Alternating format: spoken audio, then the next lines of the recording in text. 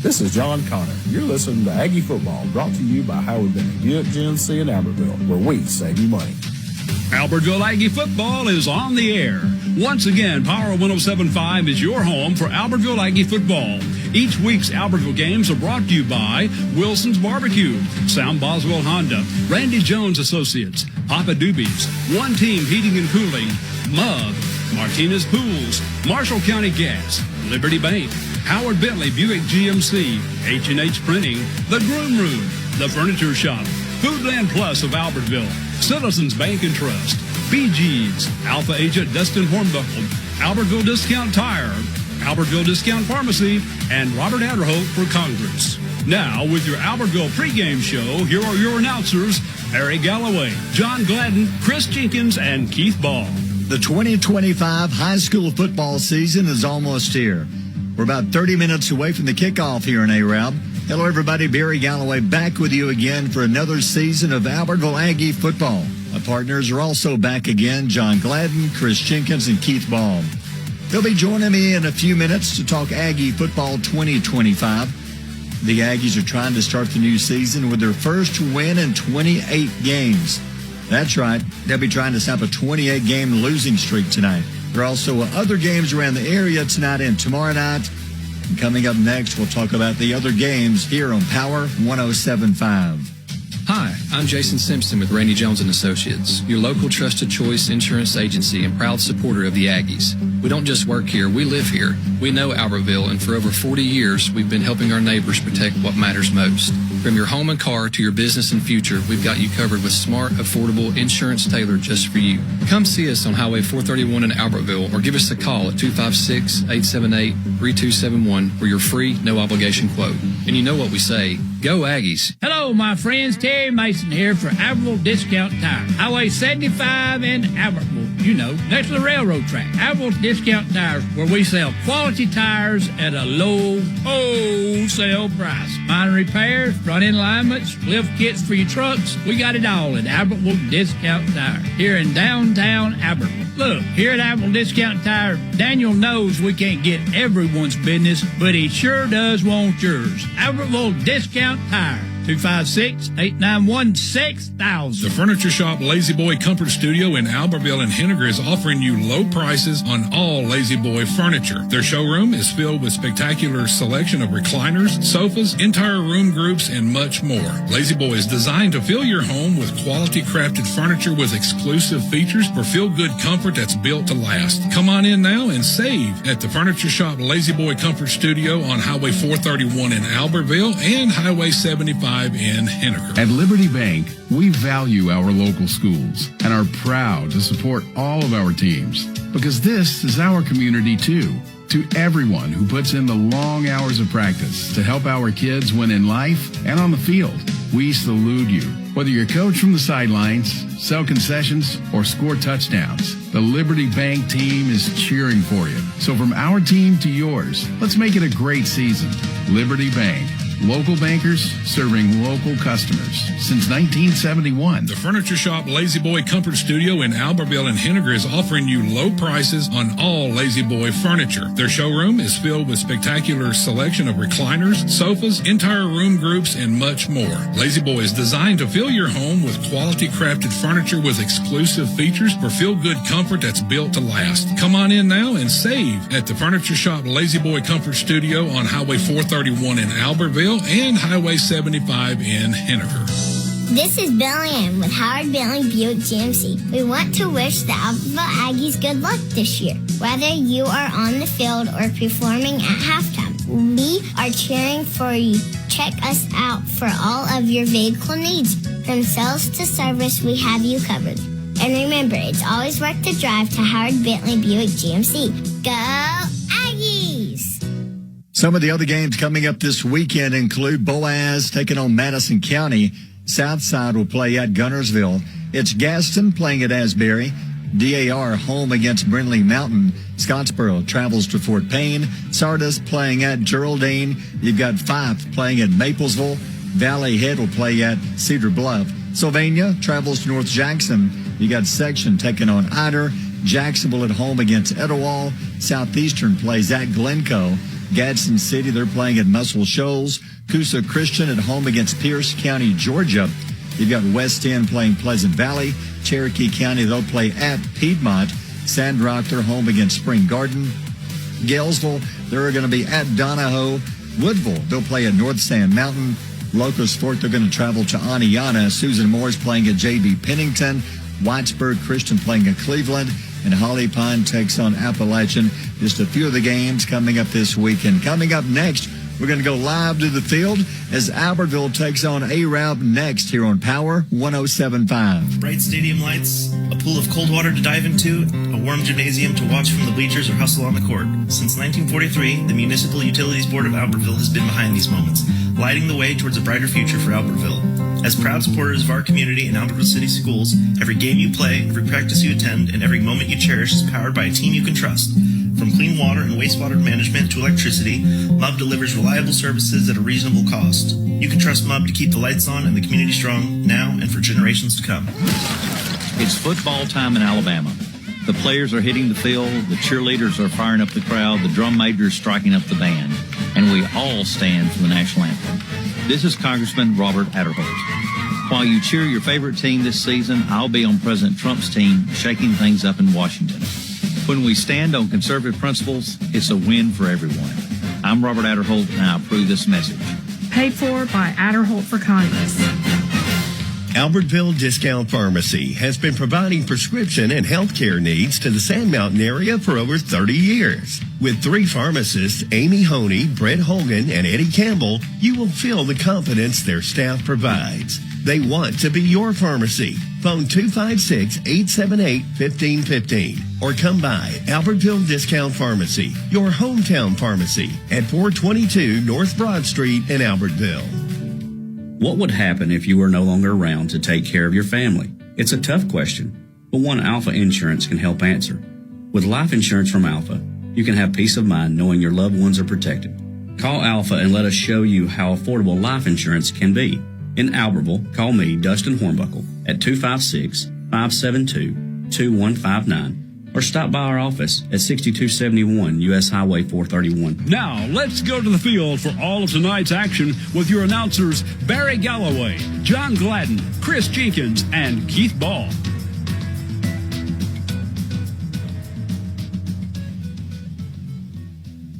And welcome to High School Football is almost here at 25 minutes away. Crowd where they're trying to get into the stadium. Parking is tough. It's getting in is tough. We got in plenty of time. Glad to be back with you with another season. Barry Galloway, John Gladden, Chris Jenkins, and Keith Ball. We'll talk to Keith in the stadium. John, in a second, I'll turn to you, Chris. Chris, Albertville already, 28-game losing streak. A lot of excitement around this team. Brand new coach, Adam Weingarten, had a chance to talk to him last Thursday here on Power 107.5. Very impressed with the gentleman. There are a lot of things with the team. We think a lot of energy, new attitude here for Albertville. Yeah, absolutely. Coach Weingarten, I think what he brings to the table is just a lot of confidence in the players. He's really done some things in the off season while since he's been at Albertville. When a player might make a mistake, instead of just jumping on about making a mistake, he gets with them. He teaches them the right way. He does it in a respectful way, and those kids are learning a lot, and they're respecting their coach. It makes the difference when your kids are respecting their own coach, and they'll play for you when they respect you. Yeah. And I think Coach Weingarten's done a great job with these guys, and I'm so excited about tonight to see what these guys have got planned for us and what Coach Weingarten has planned for us as well. I know he's got some different things offensively he wants to do tonight. We're going to see that. We're going to see just some different things.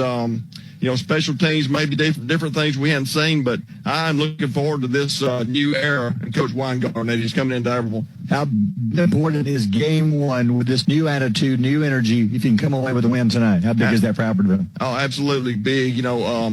These kids need it, guys. You know it as well as I do. The community knows it. The community, big support from the community is what we need from these guys. And I think, we might see it tonight. I think it's there.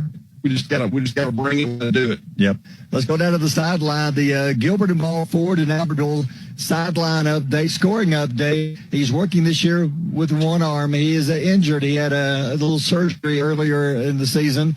He was game time decision to be here tonight. But Keith Ball, glad to have you back. How you doing, man? I'm doing as good as I can, guys. Good to be back. How about feels like it's been forever since we've called a ball game together and got the Aggies out on the field. Really excited about tonight. How's the excitement? And you're on the field. Here you are. We're about 20 minutes away from the kick. Like Chris was saying, a brand new energy with this Aggie team. A lot of excitement.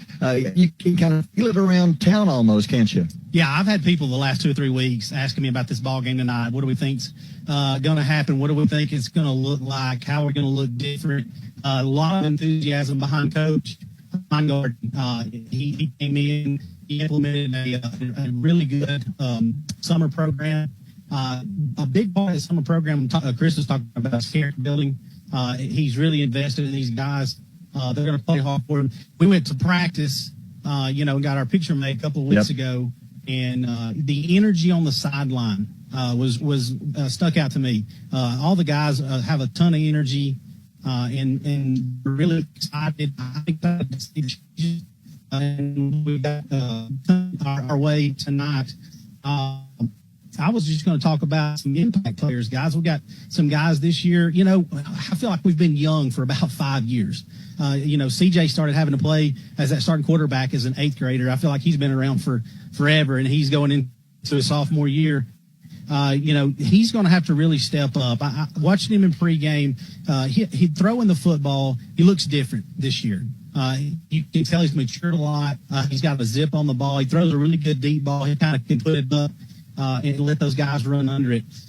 Looking for a lot from G-Man, Ugensly Surratt.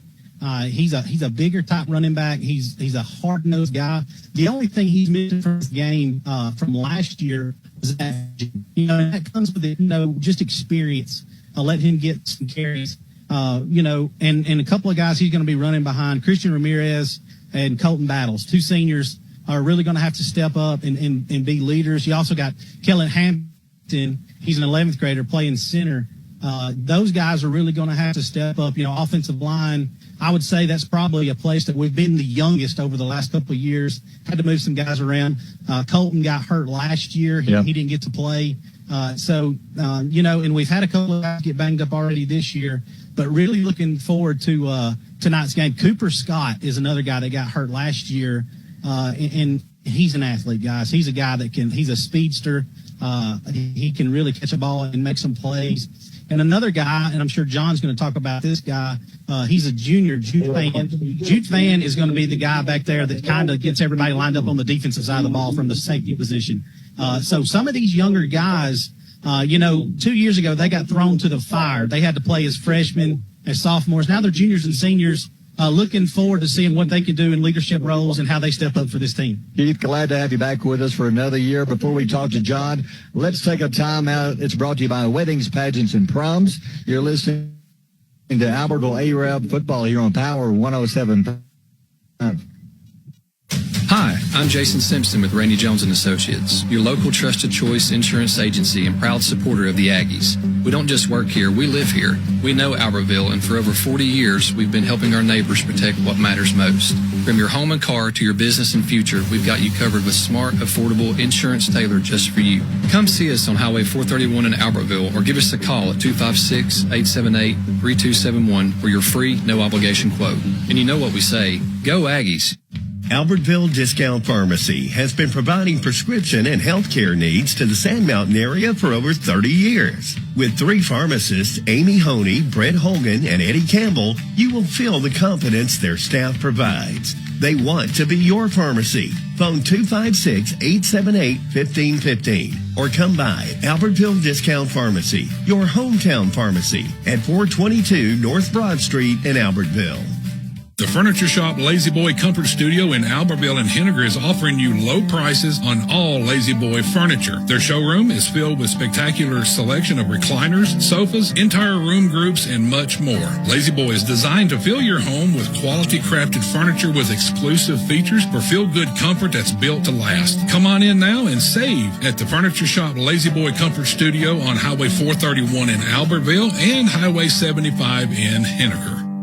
At Liberty Bank, we value our local schools and are proud to support all of our teams because this is our community too.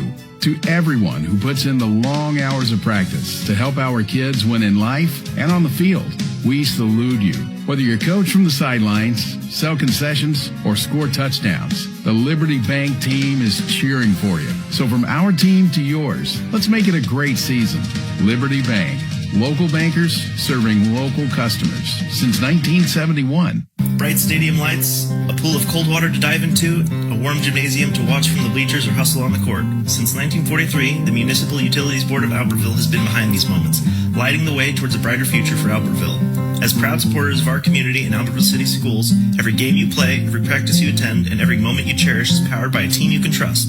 From clean water and wastewater management to electricity, MUB delivers reliable services at a reasonable cost. You can trust MUB to keep the lights on and the community strong now and for generations to come. It's football time in Alabama. The players are hitting the field, the cheerleaders are firing up the crowd, the drum major is striking up the band, and we all stand for the national anthem. This is Congressman Robert Adderholt. While you cheer your favorite team this season, I'll be on President Trump's team shaking things up in Washington. When we stand on conservative principles, it's a win for everyone. I'm Robert Adderholt, and I approve this message. Paid for by Adderholt for Congress. Save on these back-to-school basics this week at Foodland Plus in Albertville. Prairie Fish bone-in assorted pork chops, family pack, $1.99 a pound. Preferred Angus beef top sirloin steak, family pack, $6.99 a pound. Kellogg's large-size cereal selected varieties, $3.99 each. Coke or Dr. Pepper products, 6-pack, half-liter bottles, 3 for $12. Charmin or Bounty Essentials, 9 mega rolls, bath tissue, or 6 double rolls, paper towels, $7.99 each. At Foodland Plus in Albertville. This is Billy Ann with Howard Bentley Buick GMC. We want to wish the Albertville Aggies good luck this year. Whether you are on the field or performing at halftime, we are cheering for you. Check us out for all of your vehicle needs. From sales to service, we have you covered. And remember, it's always worth the drive to Howard Bentley Buick GMC. Go Aggies!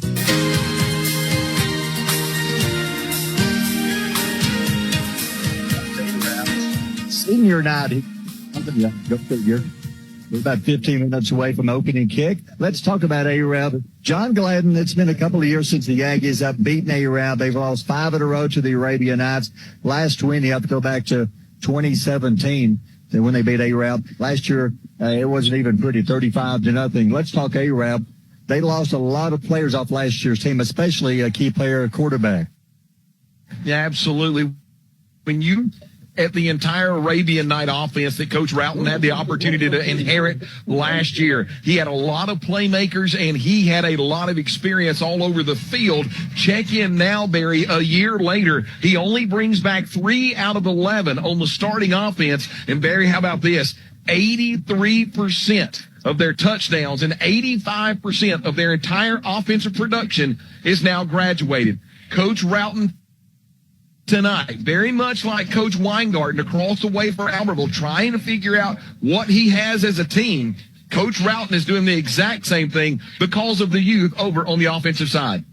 You would, Chris, let me borrow your headphones for 1 second. We have a special guest in the press box with us, John. We're going to bring Charlie Nash over here. Charlie, hello. How you doing, Charlie?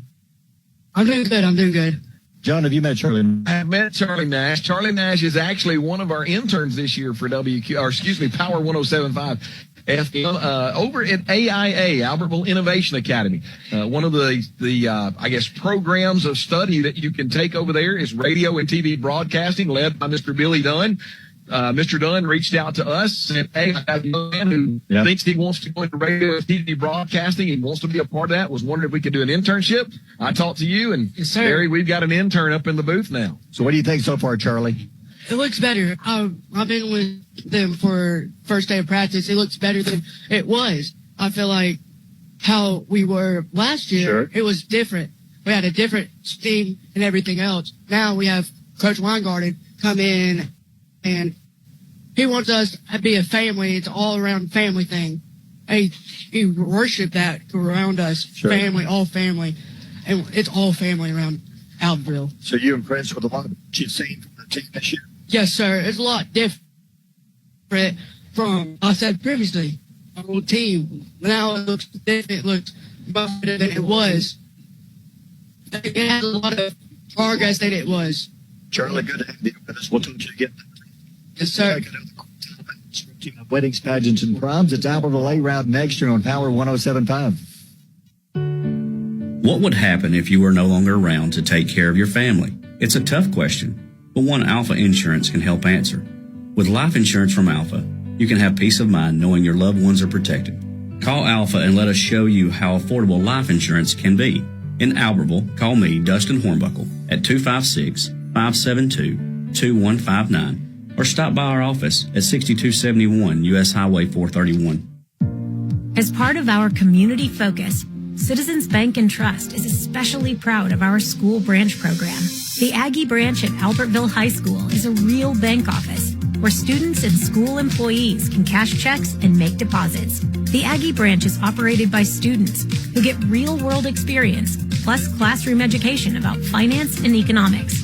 It's another big way we show we're of the community, not just in it. Citizens Bank and Trust, member FDIC. Since 1986, BG's Restaurant on Baltimore Avenue has provided fast, friendly service, specializing in fresh chicken tenders, french fries, coleslaw, old-fashioned hamburgers, milkshakes, made-from-scratch breakfast biscuits, ham, sausage, and bacon, and they have pancakes. BG's features daily specials and always 3 small hamburgers for one low price. Come in or call ahead, 256-878-9294. BG's Restaurant, 1105 Baltimore Avenue in Albertville. A tradition of excellence and state-of-the-art technology. That's what you get at H&H Printing. They're your source for promotional products, digital offset printing, and wide format printing, including banners, signs, posters, blueprints, and more. Voted best print shop in the Reporter Readers Poll. H&H Printing has been serving Marshall County and surrounding areas for 46 years. Located on Highway 431 in Albertville. Call Keith Holbrooks at 256-878-8829. H&H Printing, a proud supporter of the Albertville Aggies. Marshall County Gas District reminds you to call before you dig.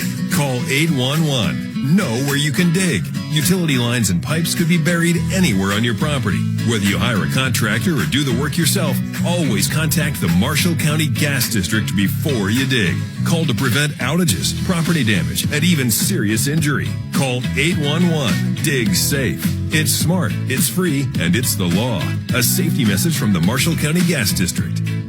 Hello, my friends. Terry Mason here for Albertville Discount Tire. Highway 75 in Albertville. You know, next to the railroad track. Albertville Discount Tires, where we sell quality tires at a low wholesale price. Minor repairs, front-end alignments, lift kits for your trucks. We got it all at Albertville Discount Tire here in downtown Albertville. Look, here at Albertville Discount Tire, Daniel knows we can't get everyone's business, but he sure does want yours. Albertville Discount Tire. 256-891-6000. Is your pup looking a little rough? Bring them to the Groom Room, Albertville's go-to spot for happy, clean, and pampered pets. We welcome all breeds with a special touch for those lovable doodles. From baths to full grooms, your furry friend is in expert hands. Open Monday through Friday, 8 to 5, and Saturdays, 8 to 3. And yes, walk-ins are welcome. Mention this radio ad and get 10% off your first visit. 903 East Main Street, Albertville. Call us at 256-878-1656. That's the Groom Room, where tails wag and fluff shines. Dreaming of the perfect backyard? Now booking for next year. From stunning 3D designs to one-on-one service, Martinez Pools will bring your vision to life in 2026. Vinyl, fiberglass, or Goodnight pools, landscaping, sod, irrigation, and waterfalls, outdoor kitchens, hot tubs, and putting greens. Full turnkey service from start to finish. Schedule your spot now. Our openings for next year are limited. Call 256-452-8464 today to reserve your project and make your home the place where kids come to play and memories are made.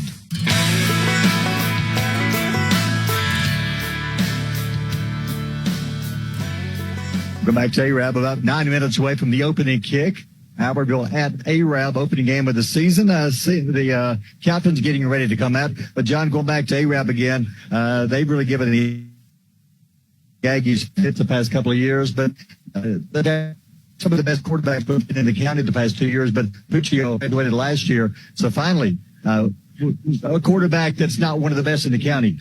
and not to detract from the young man, but the young man is a sophomore. And so tonight you're going to look at sophomore defense, and he's going to be up against C.J. Zuniga. Both coaches know how important it is early to get their young quarterbacks. Now, I know that C.J.'s played a lot and has got a lot of experience, but it's a newer offense. It's a new style offense that he's had to learn under new offensive coordinator Scott Clemens. Scott Clemens is also the quarterback's coach, and he's done a phenomenal job of not only taking C.J. Zuniga, Barry, but also taking the rest of the quarterback, which is Brian. What's up? Let's go down to the middle of the field. Yep. Keith is in with the toss of the coin.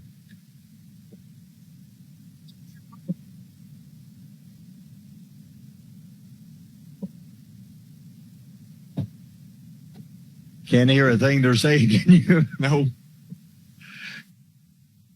Keith, you may have to give us closed caption. So what happened, Keith? Guys, I ain't got a clue. I'm going to be 100%. It looks like everyone else is going to receive. And I'm guessing they won. They're going to defer to the second half is my guess. That's part of the Aggie captains.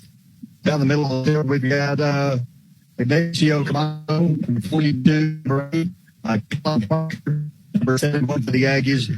Jamison Adams, as well as, I believe, number 30, Mason Froelich.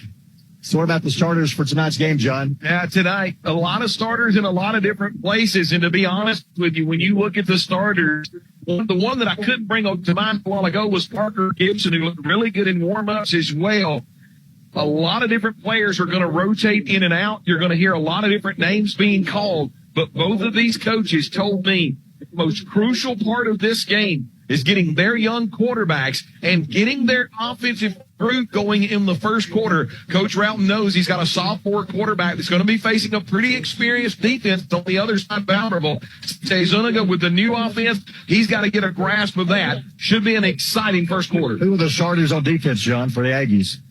When you look over on the defensive side, well, to be honest with you, Barry has all of them listed down there. So there's like 24, but I can tell you tonight, Cooper Scott, Jude Van, Zach Jenkins, Draven Hendricks, Peyton Jones, Max Huggins, Colin Parker, Brent Sweat, C.J. Zuniga, Des Revolte, Kobe Watson, Evan Howe, Imani Takera, Dave Prater, Jens Ron, Danny Gonzalez, Derek Orr, Mason Frolic, Colton Battles, Christian Ramirez, Kellen Hampton, Brave Hampton, and Maddox Beck. Those are going to be, I know they're all bunched together, but those will be the starting groups that will be going out offensively and defensively. And we're all set together. Beautiful night. Crowd still lined up trying to get in. It makes it tough when you come to an Arabian Night game on a night like this, Chris, because there's like two ways in and traffic, and they've already run out of parking in one of the parking lots. Yeah, they're putting them up at, if you know where Gillum Springs Baptist Church is, they're going to have to walk literally through the cemetery to get here, man. This is a big night for the Aggies. 20-game losing streak, trying to snap that losing streak. Last win was 26, 2022 when they beat Boaz. But speaking of Boaz, and the Pirates will be playing coming up next week. Arab going to be at Cherokee County. Same region again this year for Albertville. You got Alston, Bob Jones, Florence, Grissom, Huntsville, James Clemens, and Sparkman. For Arab, it's Arab, Boaz, Brewer, Douglas, Guntersville, Sardis, and Scottsboro. That's a good area right there. Yeah, that's a good area. Barry, we talked a few moments about Nick Stevens, the quarterback, but the one that Coach Roughton says we're going to put a circle around him because I want to see how he runs the ball today. Senior Luke Hudson runs the ball well, great vision, punishing running back. They're hoping to get their ground game going with that young man tonight. Aggies have a new kicker. He's not from this area. What, from Germany? He's from Germany, yeah. And if what I love is everybody else is wearing black cleats, but if you ever come to a game, you're going to be wearing the orange cleats. No, you can see that young man. 5'10", 160 junior, and he has quite the leg. Arab in their blue uniforms, white helmets. Aggies in their road wide for like murals and black helmets. I hope somebody told me that we in this game. This is not soccer. We are set to go. 2025 high school football season about to kick off. The Aggies stands across the way. They are packed.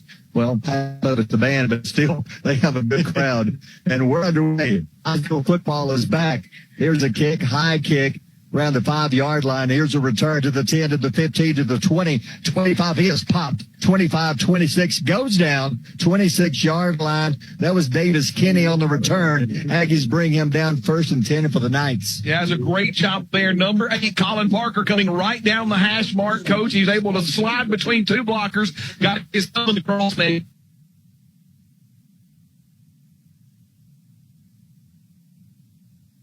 And Nick Stevens running out of the gun. One back behind him. That's Luke Hudson, the 6'1", 218-pound senior running back. Aggies coming out with a 3-man front. You've got Jude Fan over there on the left end. Also Jesse Gonzalez. And we're set to go. The first snap out of the gun. He'll take it, turns, hands off. He's hit in the backfield. He is dropped. A loss of about 5, maybe 6 on the handoff. Wow, what a great play. Keegan Thompson coming out from his position. We talked about during the drive up here, the problem was going to be is that the Arabian Night offensive line is very, very young. And right there, coming out of nowhere, Keegan Thompson able to blow it up in the backfield. Great job for the Aggie defense. Well, also 4 yards. This time 2 receivers wide left side, 2 to the right. Second down and 14. A-Rab back on their 22-yard line. Trying to pull the Aggies off sides. Not yet. Now they're going to send a little motion to the right. Play clock down to 3-2. Turns, hands off. He's got a little room. 20, 25, 30. Whoop. Wait a minute. That's going to be a delayed game, boys. Now it's going to be a false start. Wide receiver far side took off too early. There you go. Man, I'm glad because if there was a hole up the middle, he had about a 15-yard gain, Chris. But the penalty is going to bring it back. It'll be second down and 19 for the Knights. And right now, a defensive start for the Albertville Aggies with a loss in the backfield on the initial first down. A 5-yard penalty for this illegal procedure. Could not have started any better early in this game for the Albertville defense. Quarterback Stevens, the sophomore, second and 19. 5 receivers, 3 to the right, 2 to the left. Standing on his 11-yard line, waiting on the snap. On 10:47 to go, opening quarter. No score. A-Rab with the ball first. And he's trapping on the blitz.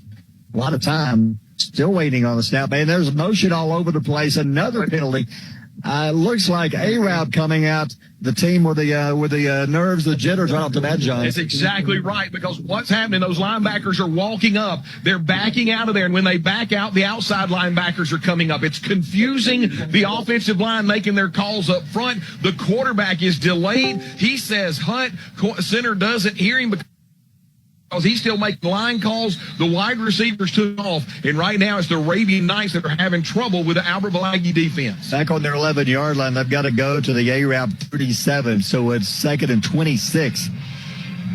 Quarterback Stevens out of the gun, a little delay, hands off. He gets a few, diving to the 17, 18-yard line, making the tackles for the Aggies. First man there was Peyton Jones. It's going to be a short game, third down now at about 18. And the pretty conservative. Barry linebackers didn't have to walk up close to the line, knew that they had to basically second down and a country mile to play with, and a great job by the defense from the linebacking core rallying around that third down and really, really long to start this game for A-Rab. I'd like to see a pick 6 here, Chris. How would that be to start the season? Amen to that. Third down and long for the Knights. Third down and 17 officially from their 19-yard line. Quarterback Stevens out of the gun. 4 receivers, drops back as time looks. Throws it deep, left side, pushing, shoving, no flag, incomplete. It was overthrown. Keith, I think the Aggie defender had good position.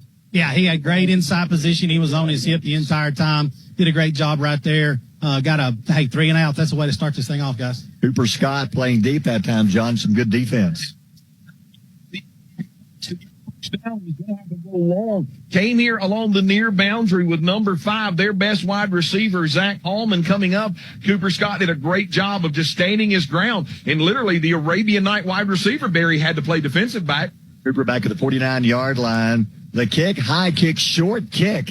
Scott coming up, going to let it bounce. Now he's going to field it. He's going to be dropped. 47-yard line, no return at all. But the Aggies will start the first possession of the year on the A-Rab 47. 7-yard line, first down and 10. Here comes the offense. Kind of get nervous about that. It looked gutsy, but Scott, the senior, realized if that ball bounced, it could give them another 6 or 8 yards. I know that he got hit immediately, but he probably saved the Aggies a good 10 yards. Yeah, you're exactly right. I was thinking the same thing, John. If that ball hits the ground, hits just right, it might roll 12 yards. So good heads-up play right there by that young man. He was starting in midfield. All right, 47-yard line, C.J. Zuniga getting the start again this year. And they're talking to the Aggie coaching staff. I'm not sure what – I don't see a flag. What's the problem? He's pointing at a player. I wonder if we got one that's got the knee pads above the knees, Could be. So now we're trying to find another player. Colin Parker is the setback. Zuniga, the quarterback. A lot of talk about CJ during the summer. Very impressive. And he's still only a sophomore. A-Rap crowds the line. CJ, quick drop, throws right side, got his man. He's going to be hit and dropped right at the spot he made the catch, going nowhere. Making the catch was Trey Prater, and the defense read that one well. Man, job is trying to get one receiver to come in, getting his lineman out in front of him. Read well by the Arabian Night defensive line as they just came down the line of scrimmage, and they were able to rally up and throw the Aggies back for a loss of 1. I like the short pass play. I like that. Second down at 11. 1 receiver, 2 receivers wide left side. Zuniga, there's a little motion, no flag, hands off, trying to stop cuts, nowhere. Dropped, line of scrimmage. That time Colin Parker trying to cut back, had nowhere to go. And if you want to check out the offensive line, John, who do we have out there? Looks like we've got number 76, Colton Battles. We've got number 52, Maddox Beck is out there. Looks like we've got Bray Patterson along with Kellen Hampton. And I like the big tight end. I like Braxton Hudgens, 6'2", 215 tight end. Third down at 11, and a whistle before the snap. Did somebody call a timeout? What's the call? I don't see a flag. Is there a flag? I think Coach Rout actually got an argument here. They barked a hard signal. The Arabian Knights jumped in the zone, but Albertville moved as well. Kellen Hampton snapped the ball. Coach Routen's saying that should be a snap, but they're going to say that no snap, pre-snap penalty, the Aggies moving, which I'm going to be honest with you guys, you hate a 5-yard penalty, Barry, but that 5-yard penalty is actually pretty good because if not, it's going to be 4th down. I didn't see the flag, to be honest. Real quick question, John. Is that not a heads-up play by Kellen? If they jump in the neutral zone and he snaps the ball, is that not a 5-yard on them? Doesn't matter in high school if they get into the neutral zone. So Kellen, I understand what he was doing, but he doesn't have to do it in our league. All right, third down and 16. 2 men right side. Zuniga drops back, looks slow. Got the screen, got him. 47, 46. He will not get away. Got back to the line of scrimmage. Cody Watson made the catch. Little screen set up on the left side. Had some blocking, but a good job by A-Rab kind of stuffing that play for a gain of 6, but it's 4th and 10. Man, Watson actually did a really good job. Caught it, got behind his lineman. One of his linemen, I think, Keith, you were field level. Looks like he might have got his feet tangled up with another lineman, went down. And because he went down, there was one less blocker, and the Arabian Knights able to rally and make a tackle. And Ferdinand checks back in. Aggie's going to go. 4th and 10 on the night, 47-yard line. 2 men wide right side. CJ out of the gun, 1 back beside him, man in motion. CJ, the snap, drops back, and a penalty. And here we go. There's a Marshall County Sheriff penalty flag on the field. Well, unfortunately, they're putting the Aggies in the back of the cop car right now to back them up. But it's once again, so CJ's trying to get the snap. He's going to come to the near side, see what he can get out of it. Wide receiver left a little bit early. Lineman on the near side left a little bit early. And Coach Weingarten going to say discretion, the better part of valor. Pump this one away on about 4th and 15. Here's what I saw. I know you didn't. They didn't look too sharp on that one. I like the short pass plays, Chris. Yes, I do too. We didn't see many of those last year. I think we need more of those. I like that. Yeah. You're going to, with this speed, you're eventually going to break those. Okay, the Aggie's going to punt it away. Cooper Scott will punt.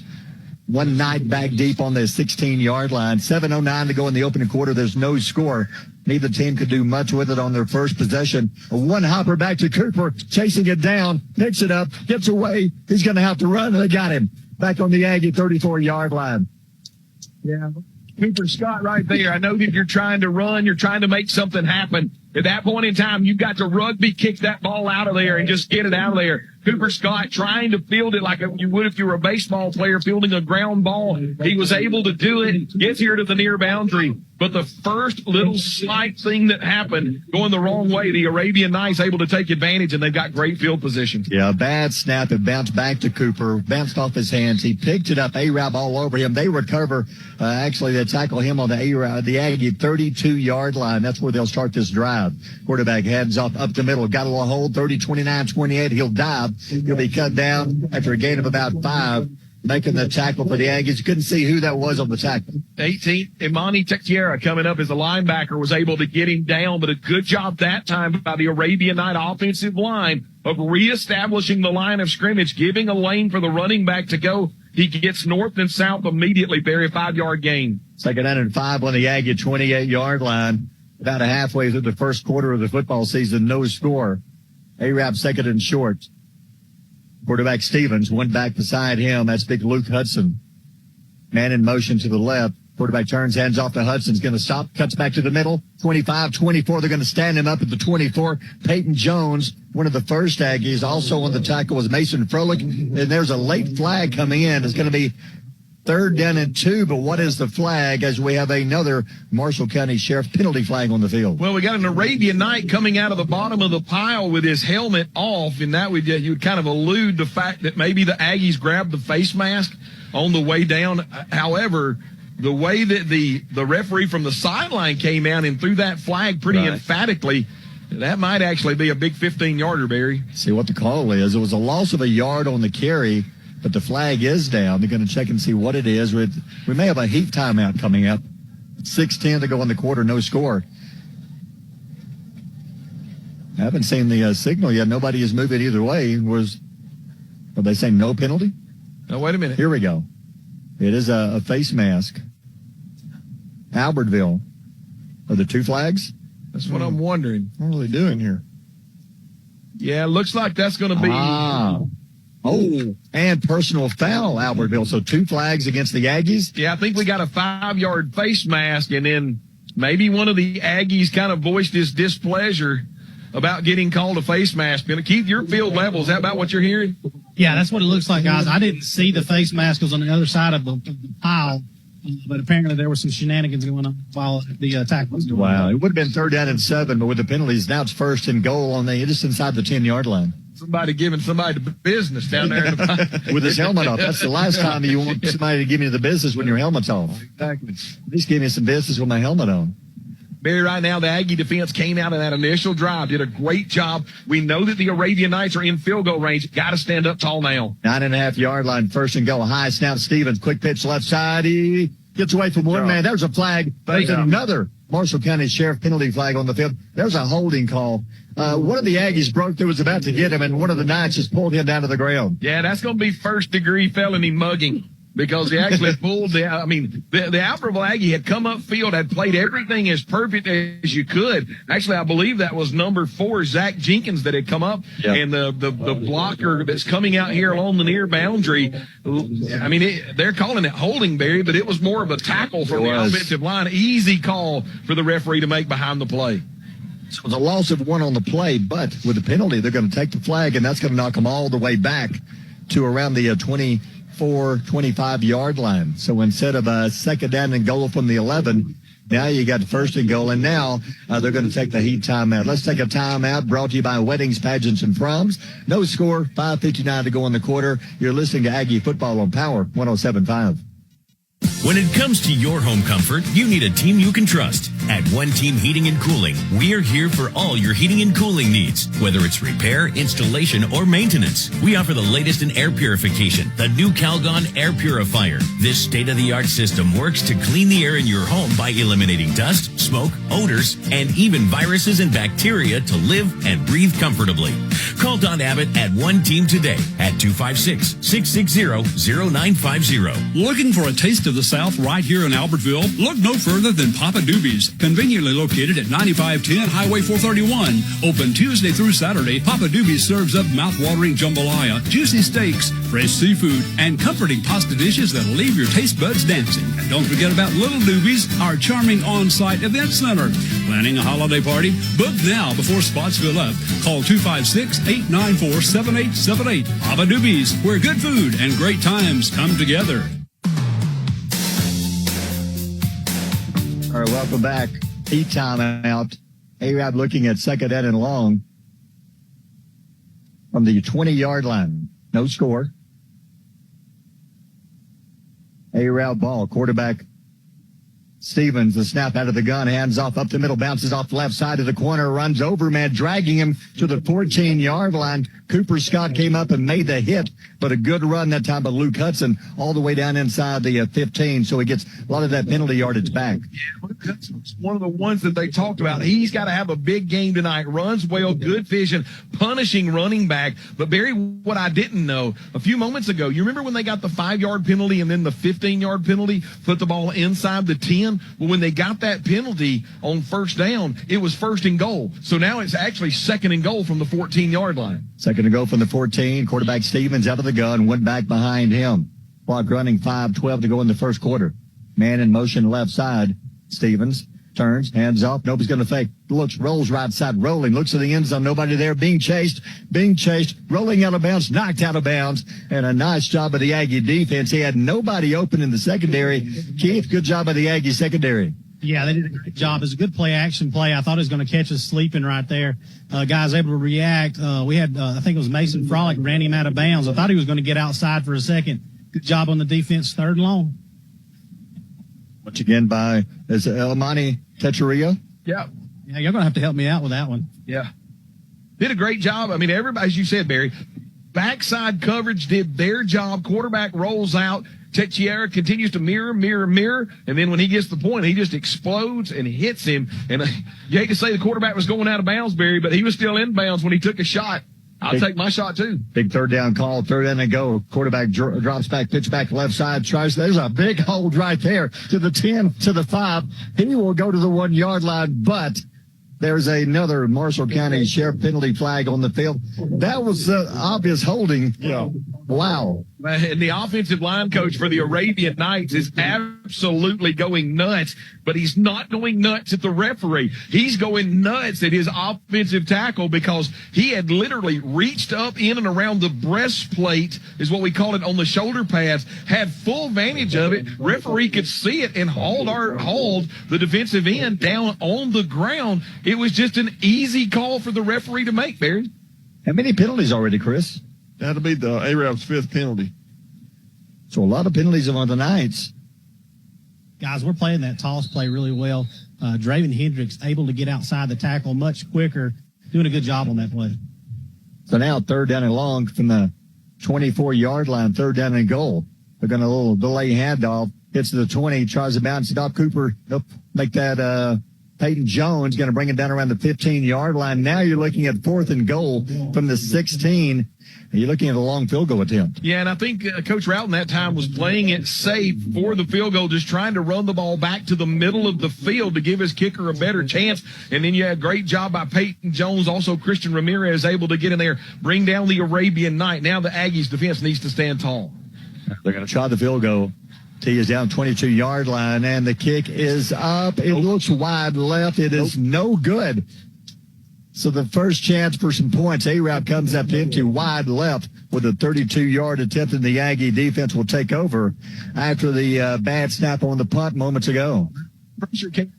The kicker saw the pressure. The Aggies able to get their hands in the air, and I think that pressure forced him to kind of hook it a little bit. Continued to hook and hooked its way out of there. A great stand for the Albertville Aggies with the Arabian Knights at one time having the ball in at the Aggies' 8-yard line, and the Aggies able to turn them away. The Aggies will start 20-yard line, first down and 10. Zuniga stays at quarterback. Backfield, you got the G-Man. A lot of talk about him in the summer. He'll turn, hand off to the G-Man up the middle. Runs over a man, 22, 23, 24-yard line, a gain of 4. I like that, straight up the gut, a gain of 4. Yeah, good job there also by Kellen Hampton and those guys there in the middle. Colton Battles able to get the Arabian Knights defensive front on skates a little bit. Coach G-Man sees a little bit of hole, gets north and south, takes on the linebacker, 4 yards. I'll take it all night long. That was scored, 3:49 to go in the first. A-Rab missed a field goal just seconds ago. Aggies have the ball back on the 24-yard line. G-Man stays in the backfield. Zuniga, the quarterback, one man, make it 2 men wide right side, one to the left. High snap over CJ's head, chasing it back to the 4, to the 1 yard line. He is right at the goal line. Nice job. That was a Brant Sweat who was able to grab it back on the 1 yard line. Guys, credit Brant Sweat, because C.J. Zuniga, when that ball was snapped over his head, he kind of lost his wherewithal where the ball went. Brant Sweat saw it, continued to run and track it down, and then did a great job. His body might have been in the end zone, but he did a great job of keeping that ball out at about the 1 yard barrier to save the Aggies from giving up 2 points. So far, Chris, we've had a bad snap on the punt, bad snap there. That's killing us. Yeah, it is. Now it's third down. You go to the 30, third in and 29. CJ in his end zone. Drops back. Quick pass. Throws it deep. Left side. He's got a man. Dropped it. Nope, actually never got to him. Right past his fingertips. And, man, he was open. He had Kobe Watson open at the 35-yard line. Coach, great call coming out of your own end zone. And Kobe's just got to fight to get back to the middle of the field, because that was a definitely catchable ball. Yeah, I thought that was a great ball. I think the corner got a little handsy over there, got away with one right there. Man, that could have been exciting. Go 99 yards on a third and long. We got to get this punt out of the end zone right here, and hopefully that thing hits the ground and rolls a long way. So far the Aggie defense has done their job. It's been special teams, snap, bad snap here, bad snap there. We're about to get a delay a game, and we are. But it's only going to move you back about 6 inches. The ball is already on the half-yard line. Good point. Let me ask you, if it's a 6-yard penalty, do we even have to call it? Just let them snap the ball out. Exactly. The Arabian Nights coaching staff already has told their returner to fair catch the ball. They were back here telling, because what they want him to get his hand up, because they know that once he catches it, he can't be interfered with, and that's going to give the Arabian Nights good field position. At the snap, CJ back deep. High kick, very short kick. Arab's going to get it back. Oh, it takes an Arab bounce up the field to the 18-yard line. Oh, my goodness. Arab will start 1st and 10 on the Albertville 18-yard line with 2:33 to go in the first quarter. And that is not how you want to give up the ball. So Arab's going to start twice now deep inside Aggie territory. How many times can you call on the defense to bail you out? Keith, they got to do it again, don't they? They're going to have to stand tall, hopefully hold to another field goal attempt right here. I thought Cooper Scott was punting. Is he not our punter? He was last time, yeah. Probably on the Cooper Scott thing just now, because it wasn't the full allotment to be able to snap it back. They just get it in the quarterback's hands and let him get it out of there. An A-route ball on the Aggie. They're going to start on the officially 18-yard line. The snap, hands off straight up the middle. 15. Aggie D's going to stand him up. He's dragging tacklers. 2-3 tacklers will finally bring him down. It's going to be a gain of about 6-7 yards for A-Round. Man, there comes Logan Aldridge, and I mean, he is just a load getting that ball. Owen Ridgeway going right down north and south. Normally a defensive lineman brings all 5'11", 234 pounds to the party. And that, Barry, you had 3 Aggies riding him on the back, and he still was able to carry him 6 yards. Gain of 6, second down and 4 on the Aggie 12-yard line. Under 2 minutes to go in the opening quarter. Quarterback Stevens for the Knights stands out of the shotgun. One back with him. That's Hudson. Stevens, the snap, hands off to Hudson. He's going to be hit, breaks the tackle, but not the next one. 2 Aggies will bring him down back at the 15-yard line. One of the first Aggies was Hendricks. Draven Hendricks hit him, held on for dear life as one of his teammates came over. And I believe that was that Jesse Gonzalez that helped finish him off. You're absolutely correct. Coming up the linebacker position, but a great job. They were coming down the line of scrimmage trying to get to this corner. The Aggies able to literally continue to run them downhill. Draven Hendricks with a great lane filling from the linebacker position, able to make a great tackle, bringing up third down. Third down from the 14-yard line. Quarterback Stevens rolls to his right side, looks, throws, got a man open, incomplete, over his head at the 9-yard line. Had he made the catch, Keith, there's going to be a 9 first down. Yeah, it looked like there's a little confusion in the back end that time, guys. He probably could have got the first down on the play. So now you're looking at the 4th down and long. Do you try another field goal? I think I'd go for it. Last field goal was a little short and a little wide left. They're going to go. It's 4th down. They got to pick up 6. They got to go to the Aggie 8-yard line. If they are going to try a field goal, my fault. The kicker is out there from the 21, a 31-yard attempt from the left hash mark. Good snap, almost blocked. Ooh, the Aggies run into the kicker. The kick is no good. Is there a flag? No flag Are they going to say he was blocked into the kicker? The Arabian Night coaching staff wanting a flag. They're pleading their case, the Arabian players. But, Keith, it looked like that the Albertville player may have got his fingertip on the ball before crashing into the legs of the kicker just barely. And that may be why they didn't throw the flag. I think if he gets his hand on that ball, the kicker is free game, basically. He can be ran into. We've got to do something with it offensively right here, guys. Yeah. We've gotten lucky a couple of times right here with them missing field goals. We got to do something with it. 58 seconds soon to go on the snap, and we have a whistle. And, there is another Marshall County Sheriff penalty flag on the field. That's like, motion on the Aggies, so back it up 5 yards. Trying to run an underneath handoff going to the far side, which is basically I guess you call it a jet sweep, student body sweep to the left. And Keith, looks like we had our two wide receivers over there just took off just a little bit too early trying to make their blocks on the defensive back. Everybody needs to calm down right here. I know we've had some bad luck in the last couple of series, but we got to calm down, play ball right here. Do what you're coached to do. All right, 15-yard line, first down, and 56 seconds ago, first quarter, no score. Arab has missed 2 field goal attempts. Aggies 2 men wide left side. CJ rolls left side. Option pitch back to G-Man. He's going to be stood up and dropped for a loss on the play. No blocking on the left side. They're going to drop him for about a 2-yard loss. Keith, when you look at that, the Arabian Nights, perfect textbook defense coming down the line on how to guard the option. They took the quarterback. Quarterback has to pitch it. The guy that's in charge of the pitch man comes up, makes a tackle. That was just a great play by the Arabian Night defense. Yeah, I'm trying to figure out the left tackle, if he's supposed to go to backer right there and leave the defensive end alone and let them read him. I couldn't really tell in that play, John. Second down at about 15. The ball was back on the 15-yard line, and a lot of motion. Hands off to G-Man up the middle. Breaks free, 20, 21, 22, 25, 26. Dragging the tackler. That is a good run, about 5 yards short, but a gain of 10. Absolutely great job by the interior of the Albertville Aggie offensive line. G-Man getting the ball. And G-Man, guys, he is big behind his pads like a big wrecking ball. Reminds me, Barry, if you'll remember Jerome Bettis, the big running back from the Steelers. He got north and south, upcoming big third down. All right, let's take a timeout brought to you by Weddings, Pageants, and Proms. No score after one. Aggies threatening. They got a 3rd and 5 coming up. You're listening to Aggie Football on Power 107.5. A dealership that puts the community first. Welcome to Sam Boswell Honda of Gadsden, your hometown headquarters for all things Honda. From Gadsden, Oxford, Jacksonville, Attala, Boaz, Albertville, Gunnersville, and beyond. We offer Alabama's top selection of new Hondas, plus an extensive lineup of dependable pre-owned vehicles, all at prices you'll love. Thinking about selling your car? We're ready to buy. Find us on East Meagan Boulevard in Gadsden. Explore our inventory anytime at BoswellHondaGadsden.com.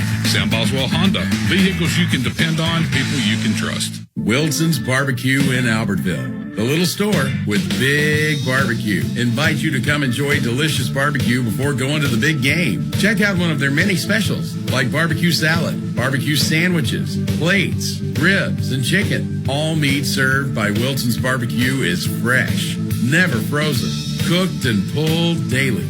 Wilson's is open Monday through Saturday, 10 a.m. to 6 p.m. You can call in your order at 256-878-5213.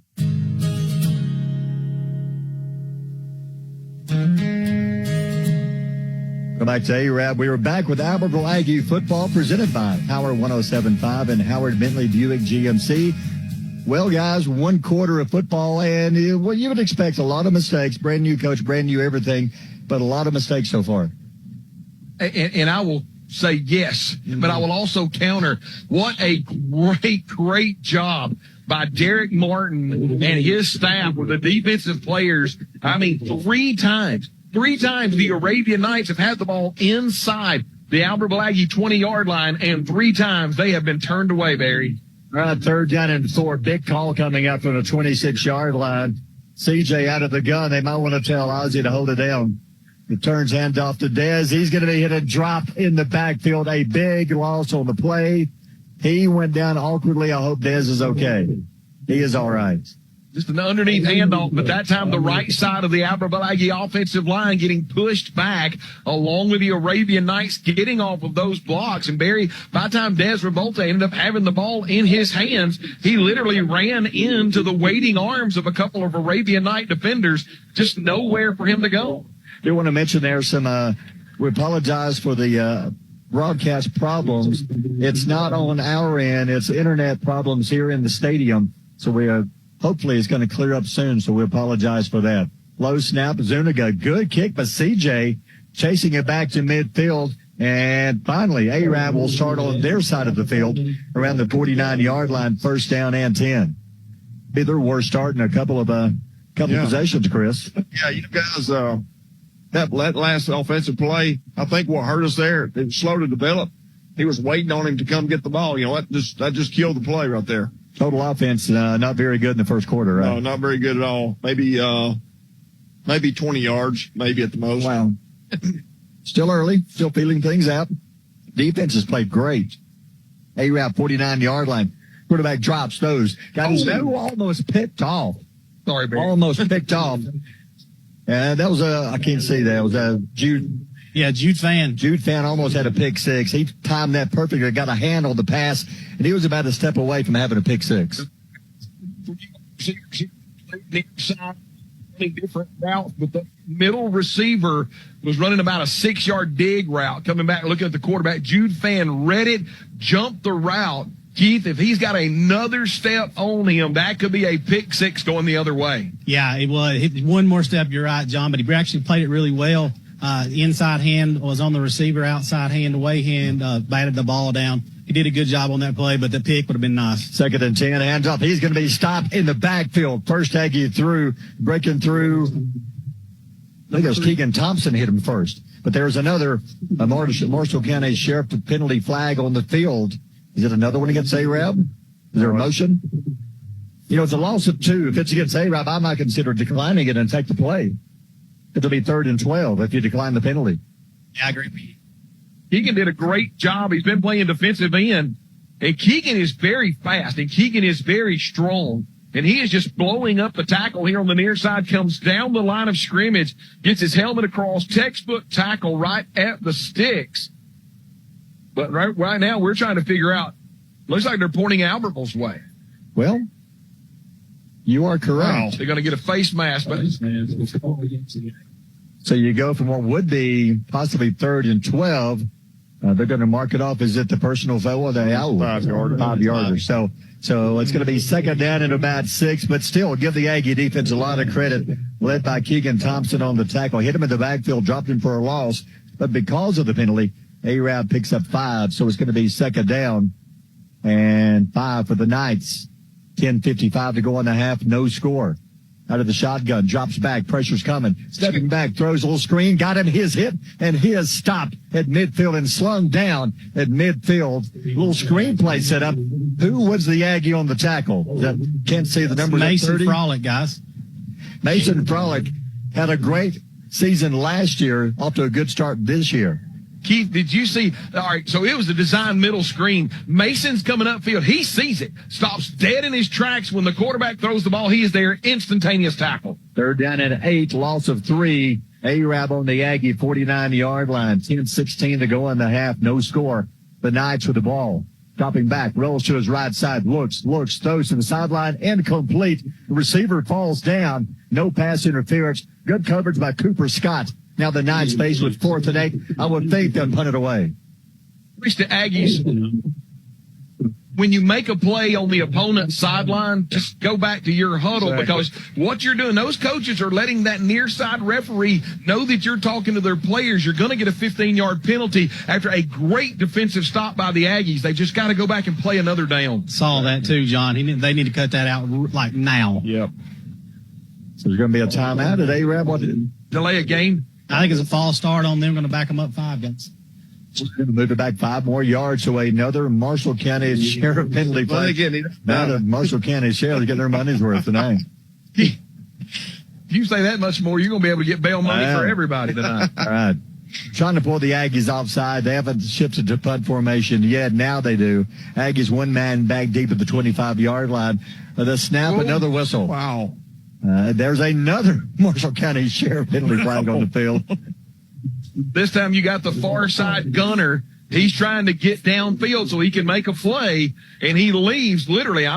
He is literally on the line with us, Barry. By the time the ball is snapped, he's already a yard past the line of scrimmage. Back him up another 5 yards, and this just continues to maybe help the field position of the Aggies. Seeing A-Rab a lot of penalties. I'm seeing two teams that feel the pressure. They need this game. Aggies want to break that 28-game losing streak.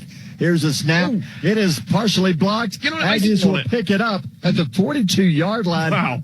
Wow, what happened on that one? The kicker bobbled the snap. One of the Aggies almost brought him down. He had to get the kick away. It's about 10 yards downfield. Oh, but Keith, what's scared me is Mason tried to field it. The ball bounced off of him on the ground. There's Arabian Nights around him, which makes it a live ball. Thank goodness Mason Froelich able to get back on the ball at the Arabian Night 42. Boys, that was a scud missile about 4 yards off the ground, and it was either catch that one or wear it. I mean, that one was coming right at him, and I don't think he saw it until it actually hit him. Had that bounced off Froelich, A-Rab could have recovered it. Absolutely. Wow, that's really a lucky break.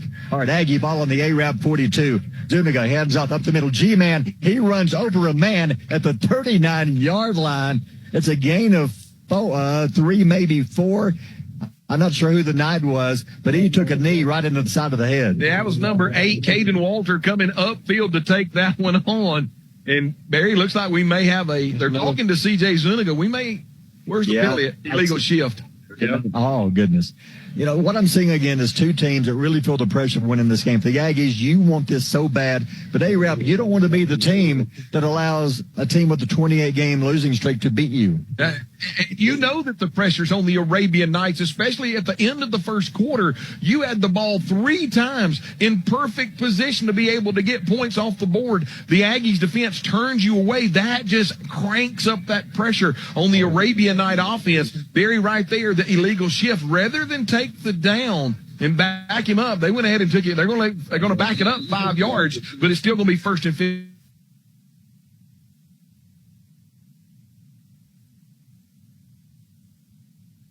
First and 15, back at the 47-yard line. CJ, high snap, rolls right side option. He's going to take the pitch. He's going to keep. He's got a little room. Dancing around. 41-40. CJ runs over a man. 36-yard line. He almost got all of the yardage back. Almost an Aggie first down. A little bit of action in the backfield coming this way.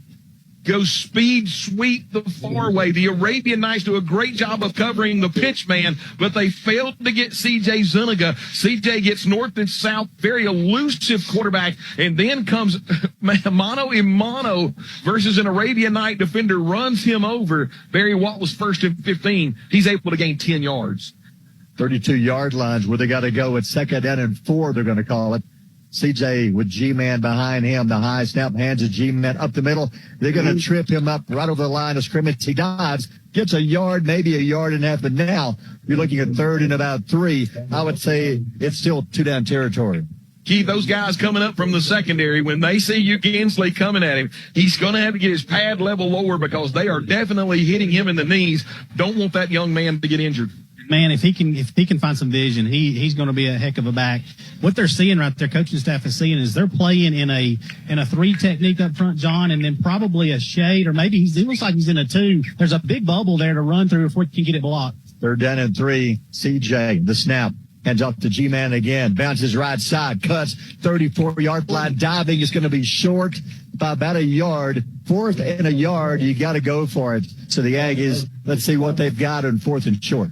Boy, I thought he was going to be able to get out of he got out of the tackle, actually, that I thought he was going to be getting out of to be able to get the first down. But you got to credit number 44, Landon Erdl, senior linebacker, 6'2", 184 pounds, able to get G-Man around the shoulder pads and turn him back sideways so he wasn't able to fall forward to make this a 4th and 1. Kobe Watson will be blocking for G-Man. 4th and 1. Quarterback keeper. They're going to push him, and they're going to shove him to about the 31. First down, Albertville. First down of the year, right? I think so. I think it's the first down of the year. But, Keith, how many times have we said in previous years, when it's short down yardage like that, get under center, goose the center, have the fullback and the running back just run over you and rugby scrum the thing forward? Preach is all I can say. We preach that, man. That'll preach. First and 10 on the A-Route 30. Aggies driving 7:17 to go on the half. No score. CJ out of the gun. Hands off. Cuts. Right side. Stopped. 29-yard line. Diving for a yard on the carry. Couldn't see. Was that Kobe? Number 2? I think it's Colin. I think it was Colin Parker. Yeah. That It guy was. got a little speed. Looks good running the ball, guys. Yeah, Colin Parker did a great job with the underneath handoff there. He got He had one more block around the corner. Man, he would have had some running down the sideline, but one man tripped him up. Almost a gain of 2, we'll call it. So it's 2nd and 8. Aggies driving 6:44 to go on the half. CJ, one back behind him. That's Parker. And another legal motion. Marshall County Sheriff penalty flag on the field. Doggone it. You get a 2nd and 8, and you back it up 5 yards. CJ clapped his hands. Those linemen have got to realize it's once he claps his hands, one Mississippi and then go.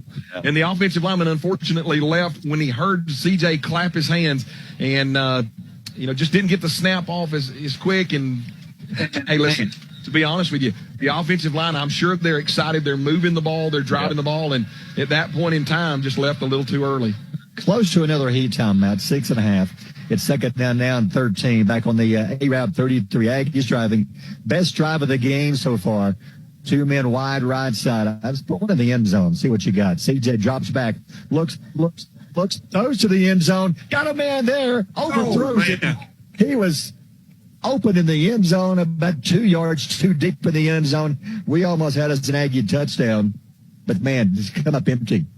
Keith had 3 wide receivers on the far side. The inside wide receiver ran across the linebacker's face, and then you get that deep post, and he was wide open. If CJ puts that one on the money, that's going to be a touchdown. Yeah, he got excited. He knew that thing was going to be there and overthrew it just a little bit, guys. Yeah. It's actually a great throw by CJ, just a little long. Let's take a timeout. Brought to you by Weddings, Pageants, and Proms. No score. 6:12 to go in the half. You're listening to Aggie Football and Power 107.5. Hi, I'm Jason Simpson with Randy Jones & Associates, your local trusted choice insurance agency and proud supporter of the Aggies. We don't just work here, we live here. We know Albertville, and for over 40 years, we've been helping our neighbors protect what matters most. From your home and car to your business and future, we've got you covered with smart, affordable insurance tailored just for you. Come see us on Highway 431 in Albertville or give us a call at 256-878-3271 for your free, no obligation quote. And you know what we say, go Aggies. Heat timeout. It is a hot and humid night here in A-Rap. 6:12 to go in the half. Beautiful night for high school football. Man, look at the crowd. A great crowd tonight. And don't forget to join our sister station, WQSB, tomorrow night, 9 o'clock, for the high school football scoreboard. Now, I'm going to go ahead and vote. If the Aggies can win this game, you got to give them Team of the Week. If not, I know where Jeff Allen lives. Yeah. I'm just saying. So here we go. Big 3rd down call. The Aggies had a touchdown right there. Brent Sweat was open. He was overthrown by about 2 yards. 2 men wide left. CJ out of the gun. 3rd and 13. CJ takes the handoff, play action, looks, throws to the end zone. Got him again. Dervolte. Oh, had it in his hands. They're going to get. Oh, I thought they were going to. That's what I thought too, John. One official reached in his pocket. Dez was hit at the time the ball touched his hands. Keith, was that good timing or was it pass interference? It looked like it was good timing. I still thought Dez was going to come up with that ball. It looked like it hit his shoulder pads first.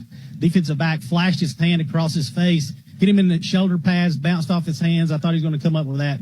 Would have been a huge play. Great throw. CJ's actually throwing some, putting him on the money. He is much improved on that deep ball from last year. Guys, that's twice we've had a man open in the end zone. Yeah. Just can't connect yet. It's there, though. Coach Chad Oliver, that does a lot of the workout, said that CJ's getting stronger. I think you can see that in his passes, Barry. 4th down. CJ back to pass. Aggie's going to go. CJ throws over the middle. Intercepted. Here's a return. 25-30.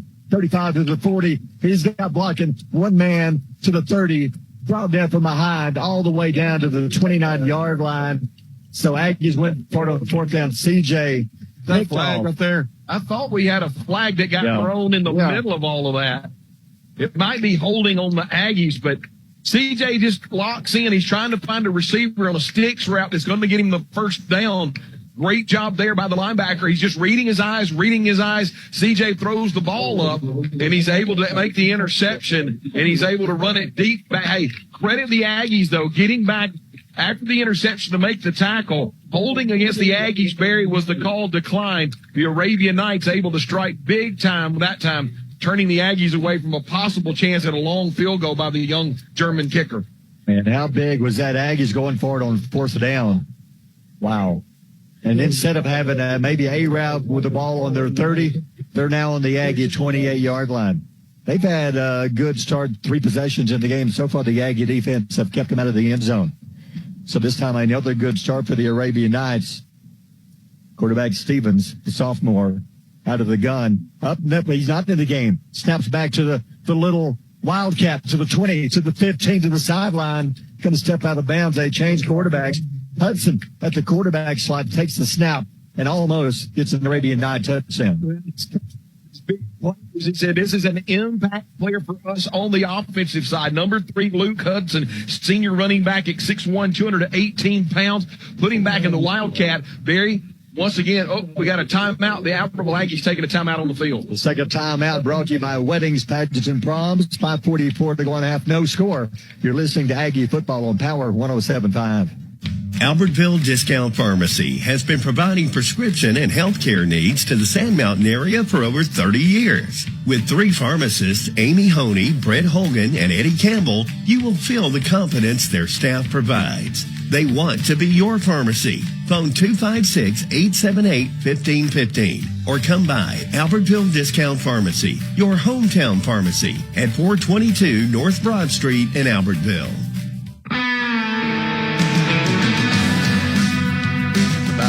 Welcome back to A-Rap. No score, 5:44. This could be the turning point of the game. Aggies with a 4th down call deep inside A-Rap territory. Went for it, had the pass picked off. A-Rap takes it all the way back inside the Aggie 20. So if they score off this, man, that's a huge turnaround. A-Rap 1st and goal at the 8-yard line. A-Rap knocking on the door. Quarterback Stevens back in. Nope, that's actually Hudson. Hudson 5 to the 4, to the 3, to the 2. Big flag coming in late on the play. That may be a face mask. And what they've done, Barry, coming out of this, they're saying, hey, we're just going to get our offensive line. We're going to put 2 blockers in front of him. We're going to put running back Luke Hudson back there in a shotgun, kind of a wildcat.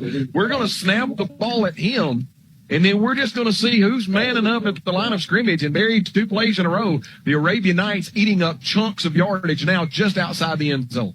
Hudson, 6'1", 218 out of the Wildcat. Yeah, a different kind of quarterback than what the Aggies were seeing. It's a penalty against the Aggies face mask.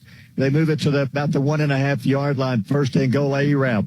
A-Route, the snap. Hudson to the left side, to the end zone. He goes down. Did he get in? Nope. No. He fell right at about the half-yard line. He was hit from behind. It'll be 2nd and goal. Got a flag, guys. There's another flag coming after the play is over. It's got to be somebody running their mouth because the play was over. A-Rap's backing up. Coach, was that Keegan Thompson that was able to get his hand on Hudson just enough to kind of turn his shoulder pads around and make him go down at the half-yard line rather than follow them into the end zone? Wow. They may have, John. Looks like they're going to have a 15-yard penalty on A-Rap, going to back them up. Yeah, the Marshall County Sheriff penalty flag. A-Rap, how big is that? It would have been, big. 2nd and goal from the 1-yard line. Now you back it up to about the 15.5-yard line. Wow, and Coach Roughton, whatever they called the personal foul on, he is not happy with the referees, voicing his displeasure. Well, now, to be honest with you, he's calling a timeout. Barry, I think that, to be honest with you, when I thought he was yelling at the referee, I actually think now that he was yelling at his team, and he's making a beeline to the player that made the infraction right now. They're having a counseling session at the numbers. I think the officials told him which player the penalty was on because it happened well after the play was over. Somebody said something. There was no pushing, no shoving. It was something that was said, and that cost them possibly a touchdown. Well, because it would have been 2nd and goal from the half-yard line.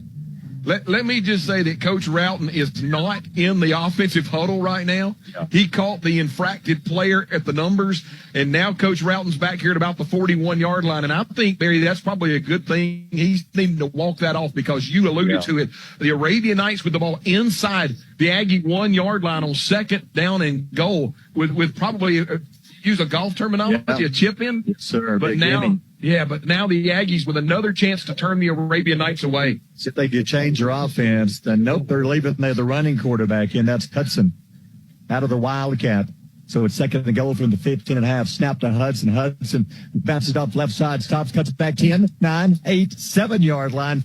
Finally brought down to the 7. So now it's going to be third and goal from about the 7, maybe 8-yard line. Got Draven Hendricks right there, number 5, able to come up and get his hands across and his head across and able to get Hudson down. If not, Keith, looks like if Draven doesn't make that tackle, Hudson may go on into the end zone. Yeah, I agree with you. Hey, and it's not out of the realm of possibilities. This guy could throw the football. So watch for a fake right here and him throw it to a tight end. Third and goal from the 8-yard line. Hudson, the snap, 6, 5. Following his blocking 4, 3 goal line touchdown.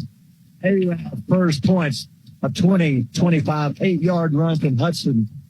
With 4:41 to go on the half, they're up 6-0. Yeah, just a snap back to Hudson, followed his blockers, the right side of the Arabian Night offensive line, able to get the defensive line of the Albertville Aggies on skates. And then once Hudson was able to kind of get north and south a little bit and break it back to the right, it was just an easy trot into the end zone. And that hurts. But the point after the snap, kick is up. Barely gets over. No, it did not. No good. We'll take a timeout. Timeout brought to you by Weddings, Pageants, and Proms. 4:41 to go in the half. 6-0 Arab. Wait a minute. Hold on. We'll keep it here. Flag on the play, there was a flag on the play. Oh, they get another try. What do you know? So was it against Albertville? Was there offsides? Motion? I think it was offsides on us. I think it was offsides. Oh, man. So it would have been 6-0. So we're going to keep it here. Now they'll get a re-kick. We'll try it again. So here we go again. High snap, kick. It is blocked. Blocked. Ball is loose. Still loose. Aggies will pick it up, and it is still no good. Let's take a timeout. Brought to you by Weddings, Pageants, and Proms. 4:41 to go on half. Arab up 6-0. You're listening to Aggie Football on Power 107.5. The Furniture Shop Lazy Boy Comfort Studio in Albertville and Henniger is offering you low prices on all Lazy Boy furniture. Their showroom is filled with spectacular selection of recliners, sofas, entire room groups, and much more. Lazy Boy is designed to fill your home with quality crafted furniture with exclusive features for feel-good comfort that's built to last. Come on in now and save at the Furniture Shop Lazy Boy Comfort Studio on Highway 431 in Albertville and Highway 75 in Henniger. Welcome back. Here's your Gilbert and Ball Ford and Albertville scoring update. It goes back to the interception. Aggies gave the ball to Arab in good field position. 42-yard line, an interception by the Arabian Nights takes it back to the Aggies 28. They go 6 plays, 28 yards. Luke Hudson in from 8 yards out. Extra point, no good. And Arab strikes first blood, but the Aggies able to keep 7 off the board. Arab leads this one 6-0. Offense has got to settle down, got to get something going.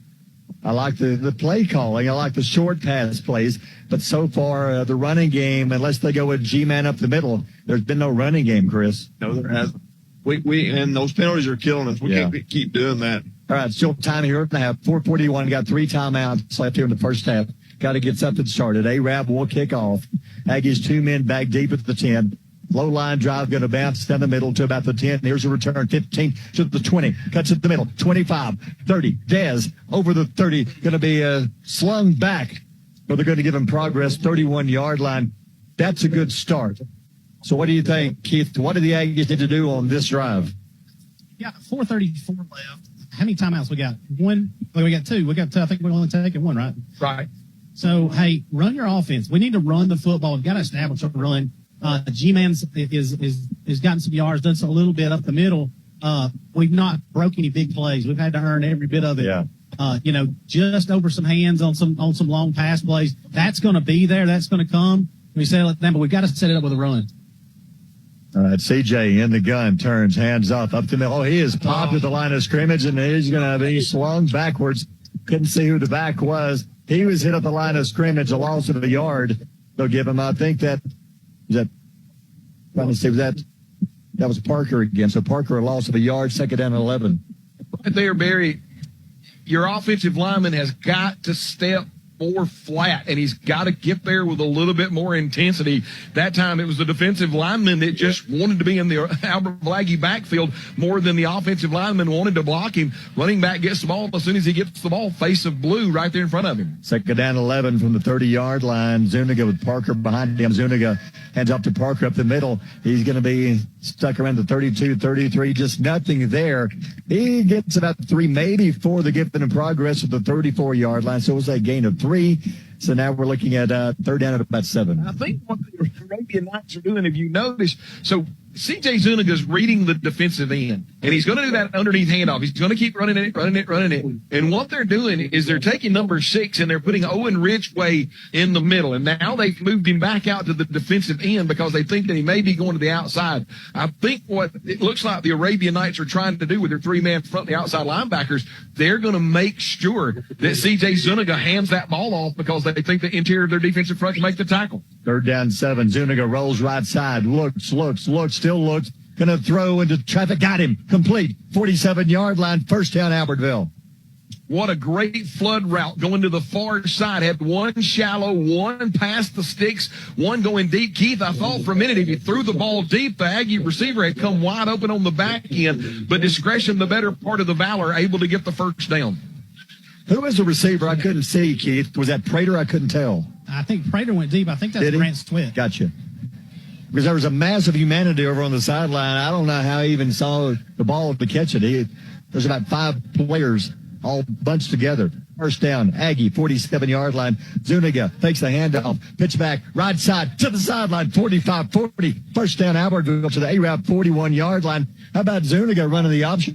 What about that? Shades of the Navy offense. Fakes the underneath handoff, comes down the line of scrimmage. Defensive end attacks him, able to pitch it to the pitch man who's able to turn the far boundary, gets north to Southbury. Gain of about 14, moves the chains. That is a perfectly played option. Any clue who the running back was, guys? I couldn't see, to be honest with you. It might have been Sweat. 41-yard line, 1st and 10. Albertville clock running, 2:05 to go in the half. Zuniga takes the handoff, same play, breaks the tackle, 35, 30, 25. Ball pops loose. Nothing. O'Rab's got it. Gosh, C.J. Zuniga that time held it. Everybody went north and south. He got hit from behind. The ball pops loose. And Keith, the Arabian Night defenders, able to jump on it. And CJ, the last couple of years, is not used to running the football like that. No. And he has been very impressive tonight. The amount of growth he's had since last year, strength and speed, but he's just not used to getting hit like that when he's got the ball and he's downfield. He's going to get better at that. He's very impressive tonight. We got to hang on the ball. Quit shooting ourselves in the foot, man. We could have 2 touchdowns on the board right now. All the way to the 23-yard line, a gain of 15, but the ball popped loose. A-Rab recovers, kills the drive with 1:56 to go in the half. Going right now, the night, you know, Kyle Rudin would love to get some more points going into the halftime locker room. Back to the Wildcat. The snap bobbles the snap. Now hangs on to it till he is going to be drilled down from behind. Loose ball. Was he down? Let's see. They're running the Wildcat again. Luke Hudson. Hudson was thrown down. The ball popped loose, but I think A-Rab got it back, a gain of 2. Keep on. The newly surgerized shoulder and try to get it. You're right. Lucky bounce going right back into the hands of a lineman. Hey, you ain't got to worry about that, man. I am scared to death somebody's going to bump into this thing. I ain't running out there. Second down and 8. I think A-Rab's going to be happy to let the clock wind down because they're looking second and long on their own 25-yard line with 1 timeout. A-Rab up 6-0 after missing the extra point. Guys, as their quarterback didn't get hurt, they're just running this right now. I think they'd say this is effective. The other one was not. Hudson using all the clock he can. The snap right up the middle. Hudson goes 25, 30, 33-yard line, close to a first. Should be enough for a first. It is. It'll stop the clock with 1 minute to go. Move the chains. It'll be A-Rab first on their own 34-yard line. I think with just them running this style of offense right here late in the first half, that Kyle Rudin is just kind of happy being up 6-0, and let's get to the locker room as all the mistakes we've had. Think back to last year, Puccio, that was their offense. Snap it to him, and we couldn't stop it. The snap to Hudson again. Stands him up at the line of scrimmage. He's fighting. Breaks free. 35. Midfield to the sideline. 35 to the 30. We thought we had him stopped out of nowhere. Breaks free all the way to the Aggie 30-yard line. First down A-Rap with 33 seconds to go. Keith, that was just kind of a rugby scrum, and then he's able to pop out the backside of that. And now you would think that Kyle Rulton, the coach, along with his offensive coordinator here along the near side, thinking that they got a chance to get some points out of this last drive before the half. Got to call a timeout and used their last timeout. Let's take a timeout brought to you by Weddings, Pageants, and Proms. 31 seconds to go in the half. A-Rap threatening up 6-0. You're listening to Aggie Football on Power 107.5. At Liberty Bank, we value our local schools and are proud to support all of our teams because this is our community too. To everyone who puts in the long hours of practice to help our kids win in life and on the field, we salute you. Whether you're coach from the sidelines, sell concessions, or score touchdowns, the Liberty Bank team is cheering for you. So from our team to yours, let's make it a great season. Liberty Bank, local bankers serving local customers since 1971. The play stop. Clock will probably wind down to 0. A-Rap breaks free all the way to the Aggie 30-yard line. It's 1st and 10 with 31 seconds, but A-Rap no timeouts. They bring back in the passing quarterback, I believe, and that's Stevens. Stevens checks back in, so no timeouts. Stevens rolls right side, throws it to the side, diving grab. No, could not hang on to it. 27-yard line, 2nd and 10 with 27 seconds left. Bear, that's probably a great incompletion if you're Arabian Night fan, because if he catches that, he's not going to get a first down. He's going to be inside the field of play with no timeouts. Coach Rudin wouldn't not have been able to get his team on the field to kick a field goal, or if he's even confident enough to do it. So actually that incompletion hurts the Aggies, believe it or not. I think that play was setting up this play. I think they wanted a short pass play, then throw it deep in the end zone. 2nd and 10 from the 30-yard line. Stevens from the gun, steps back, rolls right side, looks, throws it into the end zone, overthrows everybody into the end zone. Good coverage. I've been very impressed with the Aggies secondary in the game tonight. Keith, what about you? Yeah, they're right where they're supposed to be. They're playing good defense. I've only seen one busted coverage tonight, and it was on this side of the field and didn't hurt us. They're doing a really good job in the back end. And I wish we'd bring a little more pressure up front and see if we can't run some stunts. Maybe get Draven Hendricks off the edge and let him get back there to affect that quarterback. That was Evan Jones back in the coverage at that time. Did a great job. Now you're looking at 3rd and 10, 21.7 to go in the half from the 30-yard line. I don't think they can try a field goal from there. They're going back to the Wildcat. The snap to Hudson. Hudson fighting 22-21. That is close to a 9 first down, but the clock will not stop unless it's a first down. Is it a first down? I'm trying to figure out why did the clock stop? Why did the clock stop? They called timeout. They revved it. They called time. Well, the scoreboard must have been wrong. The scoreboard must have, yeah. I guess St. John was running it, but it was because it showed no timeouts left, and sure enough, they did call one. So here we go, 14.4 to go in the half. They're on the 21-yard line. I think you take one shot in the end zone and then go for the field goal. I think you do too, and I think that's confused. Box with 0 timeouts on the scoreboard.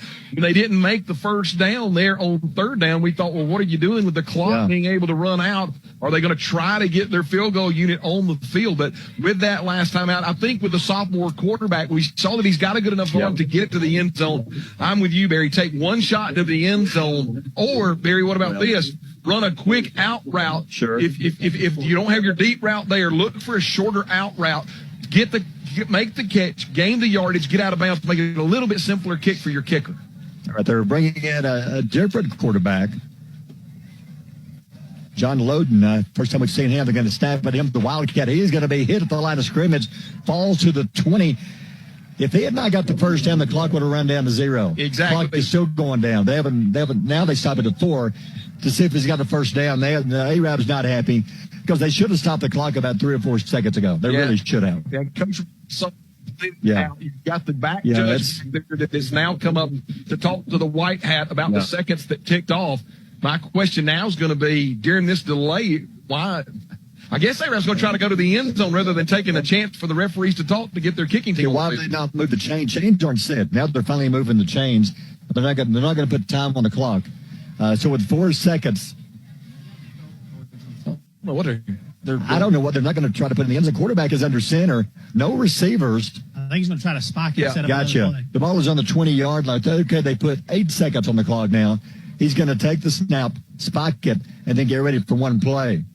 So the snap, he'll down it. Clock will stop with 5.1. So they got time for one shot in the end zone, basically, from the 20. Are they going to try a field goal? They're going to try a field goal again. And think about this, Barry.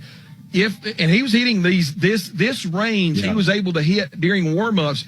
If he's able to hit this, it's a 9-0 game and makes it a 2-score game. That's got to be the thought process of Coach Routon right now. He struggled from the left hash mark. That's where he is now.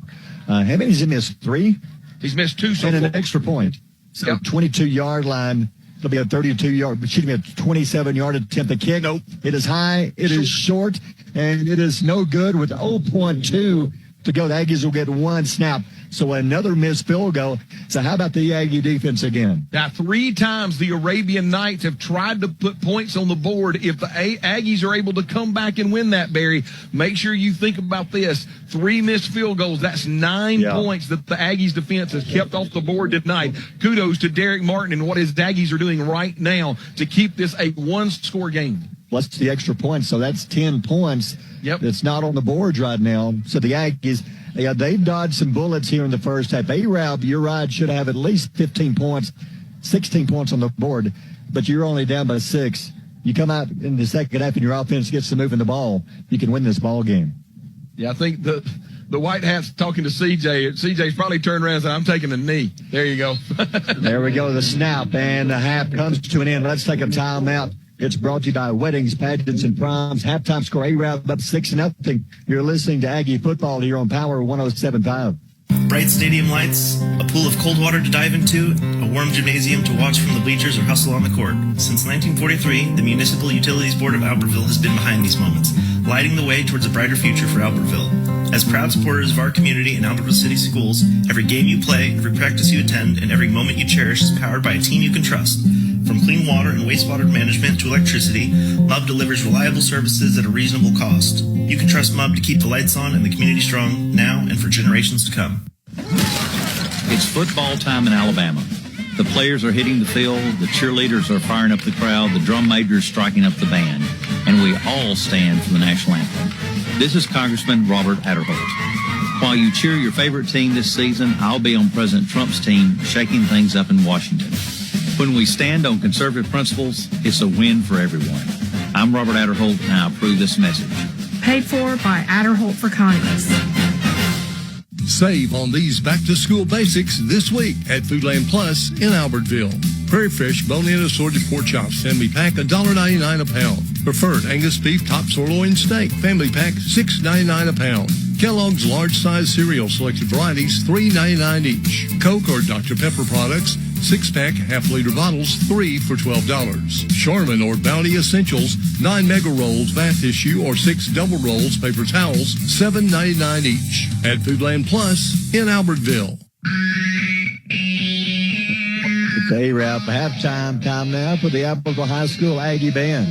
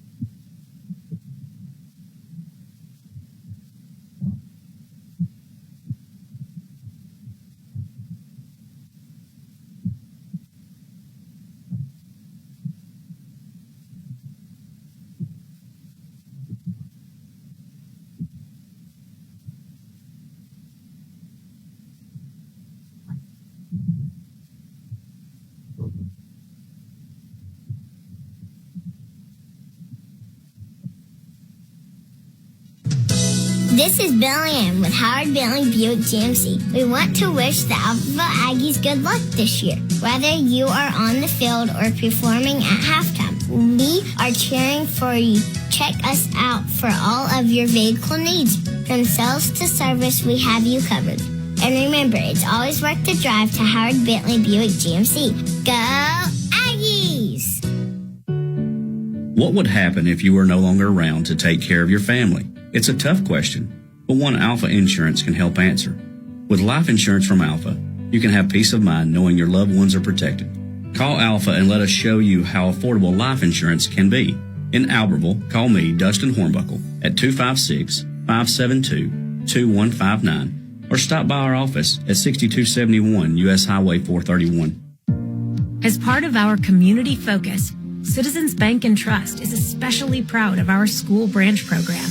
The Aggie branch at Albertville High School is a real bank office where students and school employees can cash checks and make deposits. The Aggie branch is operated by students who get real-world experience plus classroom education about finance and economics. It's another big way we show we're of the community, not just in it. Citizens Bank and Trust, member FDIC. Since 1986, BG's Restaurant on Baltimore Avenue has provided fast, friendly service, specializing in fresh chicken tenders, french fries, coleslaw, old-fashioned hamburgers, milkshakes, made-from-scratch breakfast biscuits, ham, sausage, and bacon, and they have pancakes. BG's features daily specials and always 3 small hamburgers for one low price. Come in or call ahead, 256-878-9294.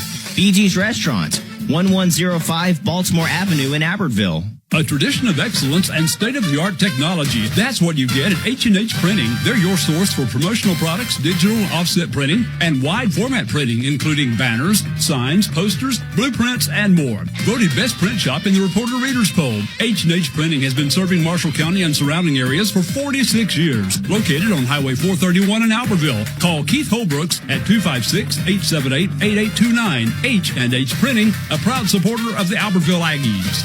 Marshall County Gas District reminds you to call before you dig. Call 811. Know where you can dig. Utility lines and pipes could be buried anywhere on your property. Whether you hire a contractor or do the work yourself, always contact the Marshall County Gas District before you dig. Call to prevent outages, property damage, and even serious injury. Call 811. Dig safe. It's smart, it's free, and it's the law. A safety message from the Marshall County Gas District. Hello, my friends. Terry Mason here for Albertville Discount Tire. Highway 75 in Albertville. You know, next to the railroad track. Albertville Discount Tires, where we sell quality tires at a low wholesale price. Minor repairs, front-end alignments, lift kits for your trucks. We got it all at Albertville Discount Tire here in downtown Albertville. Look, here at Albertville Discount Tire, Daniel knows we can't get everyone's business, but he sure does want yours. Albertville Discount Tire. 256-891-6000. Is your pup looking a little rough? Bring them to the Groom Room, Albertville's go-to spot for happy, clean, and pampered pets. We welcome all breeds with a special touch for those lovable doodles. From baths to full grooms, your furry friend is in expert hands. Open Monday through Friday, 8 to 5, and Saturdays, 8 to 3. And yes, walk-ins are welcome. Mention this radio ad and get 10% off your first visit. 903 East Main Street, Albertville. Call us at 256-878-1656. That's the Groom Room, where tails wag and fluff shines. Dreaming of the perfect backyard? Now booking for next year. From stunning 3D designs to one-on-one service, Martinez Pools will bring your vision to life in 2026. Vinyl, fiberglass, or Gunite pools, landscaping, sod, irrigation, and waterfalls, outdoor kitchens, hot tubs, and putting greens. Full turnkey service from start to finish. Schedule your spot now. Our openings for next year are limited. Call 256-452-8464 today to reserve your project and make your home the place where kids come to play and memories are made. When it comes to your home comfort, you need a team you can trust. At One Team Heating and Cooling, we're here for all your heating and cooling needs. Whether it's repair, installation, or maintenance, we offer the latest in air purification, the new Calgon Air Purifier. This state-of-the-art system works to clean the air in your home by eliminating dust, smoke, odors, and even viruses and bacteria to live and breathe comfortably. Call Don Abbott at One Team today at 256-660-0950. Looking for a taste of the south right here in Albertville? Look no further than Papa Doobie's, conveniently located at 9510 Highway 431. Open Tuesday through Saturday, Papa Doobie's serves up mouth-watering jambalaya, juicy steaks, fresh seafood, and comforting pasta dishes that'll leave your taste buds dancing. And don't forget about Little Doobie's, our charming on-site event center. Planning a holiday party? Book now before spots fill up. Call 256-894-7878. Papa Doobie's, where good food and great times come together. And welcome back to ARAB halftime here at the Arabian Nights home. It's a senior night here. I know. I'm saying, hey, it's first game of the year. But 6-0, ARAB on top of this one. Aggie band just finished playing. Be sure and come out next week. Going to be at home against the Boaz Pirates. And once again, the band put on an outstanding show. A special night for you, John Gladden. Yeah, it was pretty emotional, guys. I still look down there, and Hudson, my middle son, is a senior this time. He's the captain of the drum line, and then my daughter, that is a freshman, Kennedy, is on the dance line this time. So first time in the history of the Gladden family, as much as we've done with band and show choir, that I've actually had two of my children on the field at the same time. Well, there's one time before show choir, but that was when they were little. But anyway, long story short, emotional night because my senior and my freshman were on the field tonight. And the band looked good again. ARAB, the Arabian Night band out performing. Let's go over the first half. It's 6-0 ARAB. ARAB didn't score until 4:41 left in the first half. Hudson, an 8-yard run, thought the Aggies had them stopped. They had their chances. They missed 3 field goals and missed an extra point. So ARAB could easily be up 16-0. But then again, the Aggies at one point, Chris, we had some shots in the end zone, 2 receivers open, couldn't connect. Aggies only had that one really good drive. The offense, again, just kept shooting themselves in the foot. Too many penalties. Yeah, absolutely. Those 2 turnovers were crucial. We were getting confident on offense, throwing the ball and running the football. Then we would make those mistakes and just kill the drive every time. And that was what ARAB was doing for the first quarter mostly. They were too many penalties. A lot of penalties. You expect some penalties in the first game, especially new coaching staff. Albertville knew pretty much everything. You're still learning. You didn't have a jamboree game, didn't have a scrimmage game. That's the kind of thing you could work out some in a jamboree game, but I get why you didn't have one, because you got a brand new offense. You don't want ARAB to see what you can do until you actually get onto the field tonight. But what ARAB did, first quarter, the offense, they pretty much threw it away and said, okay, we're going to go to the Wildcat and snap it to one guy, and he's our offense. Yeah, that worked well for him, too, because Hudson, their guys, in that last, especially the second quarter, that's where he got all his yards. Yep. He was the one carrying the football the whole time. So what about stats in the first half? Not a whole lot for either team. No, not really. Because of Hudson, ARAB wound up with 107 yards total offense, 15 carries of 109 yards on the ground. They only thrown the ball 7 times, completed it twice, and not many yards to speak of there, but 107 total yards of offense. Hudson, 13 carries, 105 yards. But he's the bell cow for them. I mean, he does it all for them. When he gets the ball in his hands, that's when things happen for them. Well, John, you can help me out on this. I know ARAB had the ball at least 3 times, fairly deep in Aggie territory, maybe even 4. But the Aggie defense, they played a great first half. They played an absolutely great first half. If you think about it, the Arabian Nights, their first drive started their own 26-yard line. Then the next 2 drives started at the Albertville 33-yard line and the Albertville 18-yard line. Barry, when you start at the other team's 33 and the other team's 18, and you don't come away with any points, then that other team's defense did a yeoman's job, and that's exactly what the Aggies' defense did, forcing 2 missed field goals.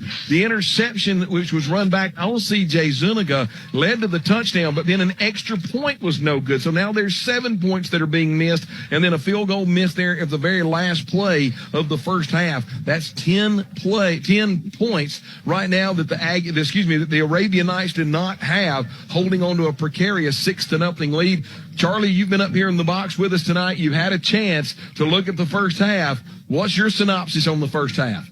You had a lot of plays on offense for us.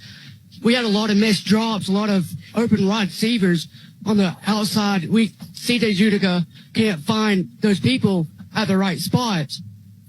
For him, he needs to find the right spots, right positions.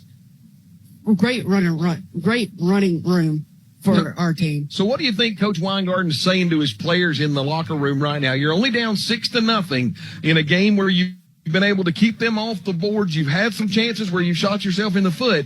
You know Coach Weingarten probably better than any of us because you're at practice every day. Yes, sir. Put yourself in the field. What are you saying to the team in the locker room right now? If I was Coach Weingarten, I would say, like, you got a chance right here. You got to win. It's no matter what right here. You have 2 halves left. You got to make better reads, better positions.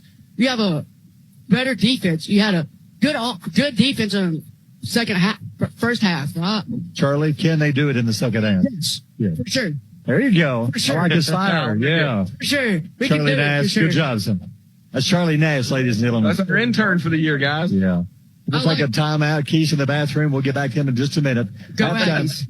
Halftime score. A-Rab up 6-0. You're listening to Aggie Football on Power 107.5. A dealership that puts the community first. Welcome to Sam Boswell Honda of Gadsden, your hometown headquarters for all things Honda. From Gadsden, Oxford, Jacksonville, Attala, Boaz, Albertville, Gunnersville, and beyond. We offer Alabama's top selection of new Hondas, plus an extensive lineup of dependable pre-owned vehicles, all at prices you'll love. Thinking about selling your car? We're ready to buy. Find us on East Meagan Boulevard in Gadsden. Explore our inventory anytime at BoswellHondaGadsden.com. Sam Boswell Honda. Vehicles you can depend on, people you can trust. Wilson's Barbecue in Albertville. The little store with big barbecue. Invite you to come enjoy delicious barbecue before going to the big game. Check out one of their many specials like barbecue salad, barbecue sandwiches, plates, ribs, and chicken. All meat served by Wilson's Barbecue is fresh, never frozen, cooked and pulled daily.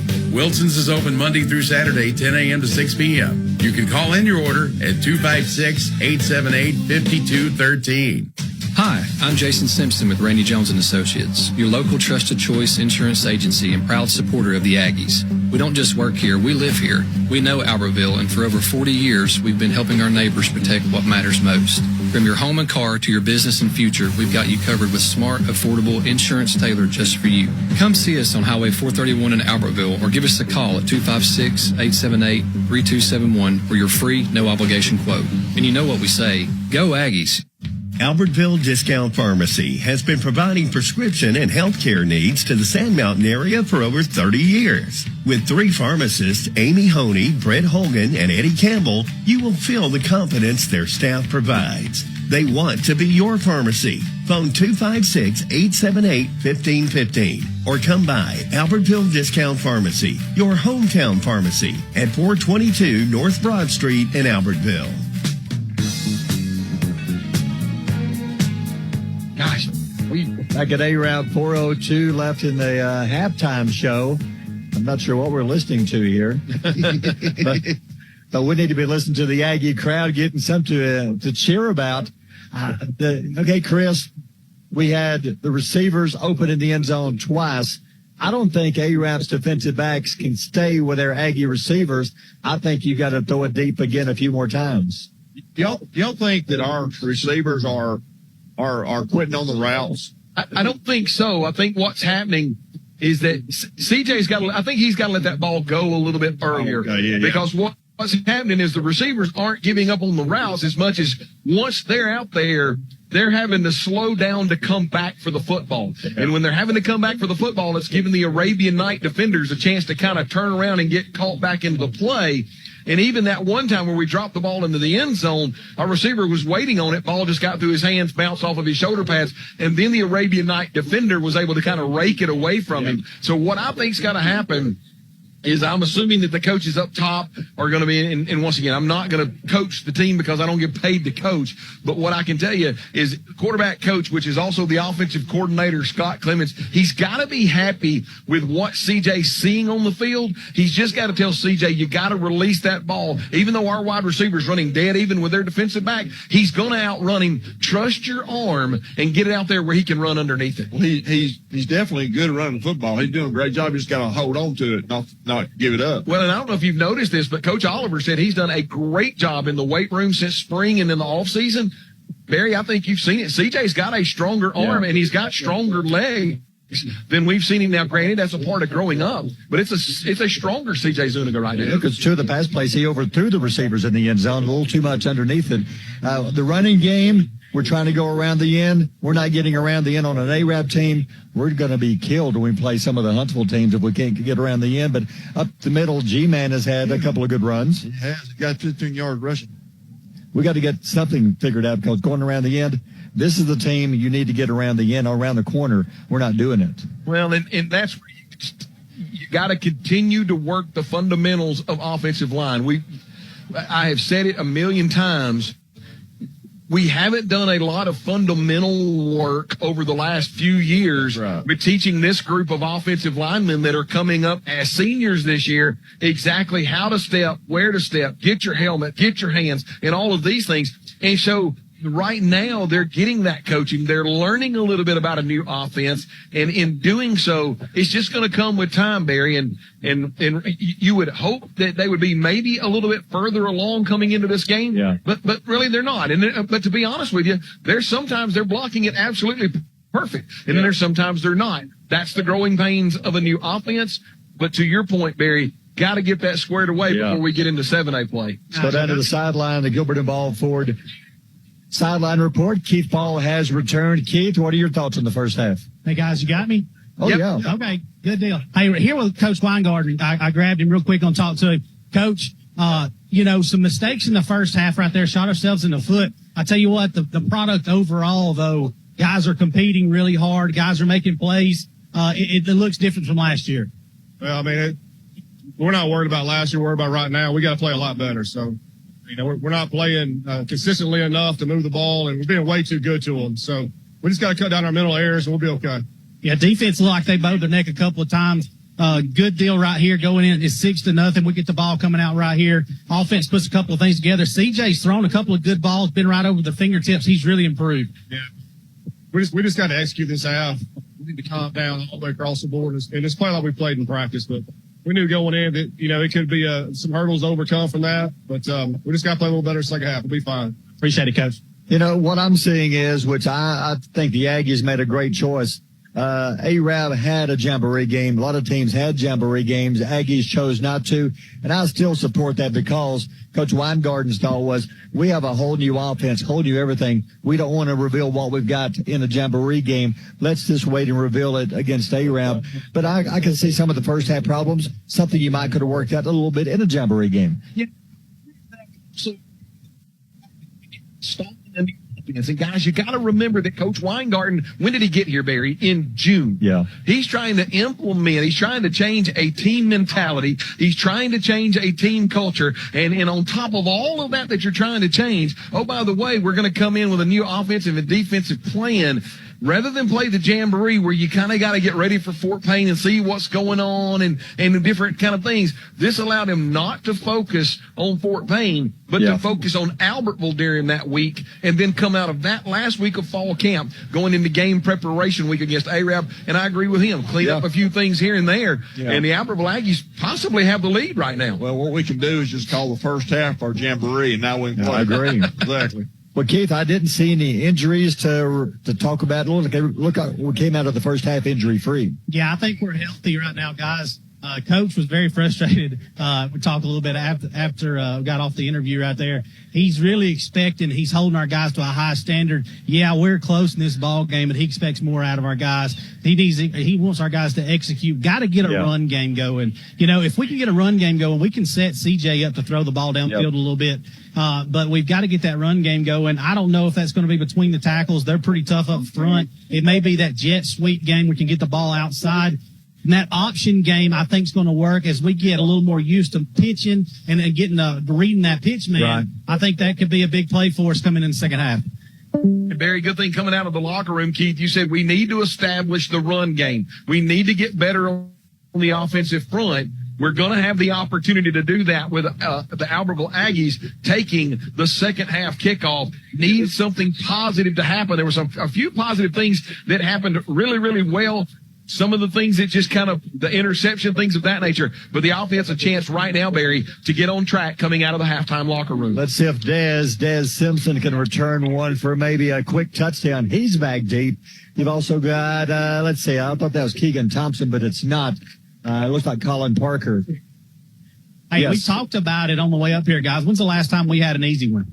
We need one. Hey, it's been years. Let's go run one back to the house here and get this crowd. By the way, you couldn't shoot another person in this place with a cannon. Okay. This place is covered up, standing room all around the field. This is a great atmosphere, great county football game. Let's go see if we can't win this thing in the second half. Here we go. The Knights will kick off 6-0 lead, and second half of the first game of the season almost set to go. Back to the 10-yard line is Parker and Simpson. Dez is waiting on it. Let's take this one back to the house. There's the whistle. We're set to go. Second half underway. High kick, short kick. Dez coming up at the 15. It's going to bounce to the 20. One of the up men, Sweat's got it. 25 to the 30-yard line. There's a late flag coming in. I'm wondering if I think they got Brant Sweat around the face mask when they were looping him down. Yeah. I don't know how your head kind of jerks around that way. Yeah. It's going to be interesting to see what they come out with. How many? There's another Marshall County Sheriff penalty flag. How many penalty flags have we had? Let's see. We're going to count them. We're going to have to get somebody on parole from the Marshall County Sheriff sponsoring these penalties this year. But picking up cans or picking up flags all night. Now, I'll tell you another thing, guys. The line judge is going to need rotator cuff surgery. He threw that flag about 45 yards. First going to go. Personal foul, helmet to helmet, blindside. It was basically what it was. It was a blindside ear hole, helmet to helmet, 15-yard personal foul. For Albertville, you don't start on your 30. You're going to go back to the 15. So kind of the way we ended the first half. Okay, guys, I counted them up. There's 15 flags. Wow. 15 total or 15 for us? 15 total, yeah. Wow. From the spot of the flag, it actually goes back to the 13. 13-yard line. So you go from 30-yard line, good start. Nope, you're back on your 13.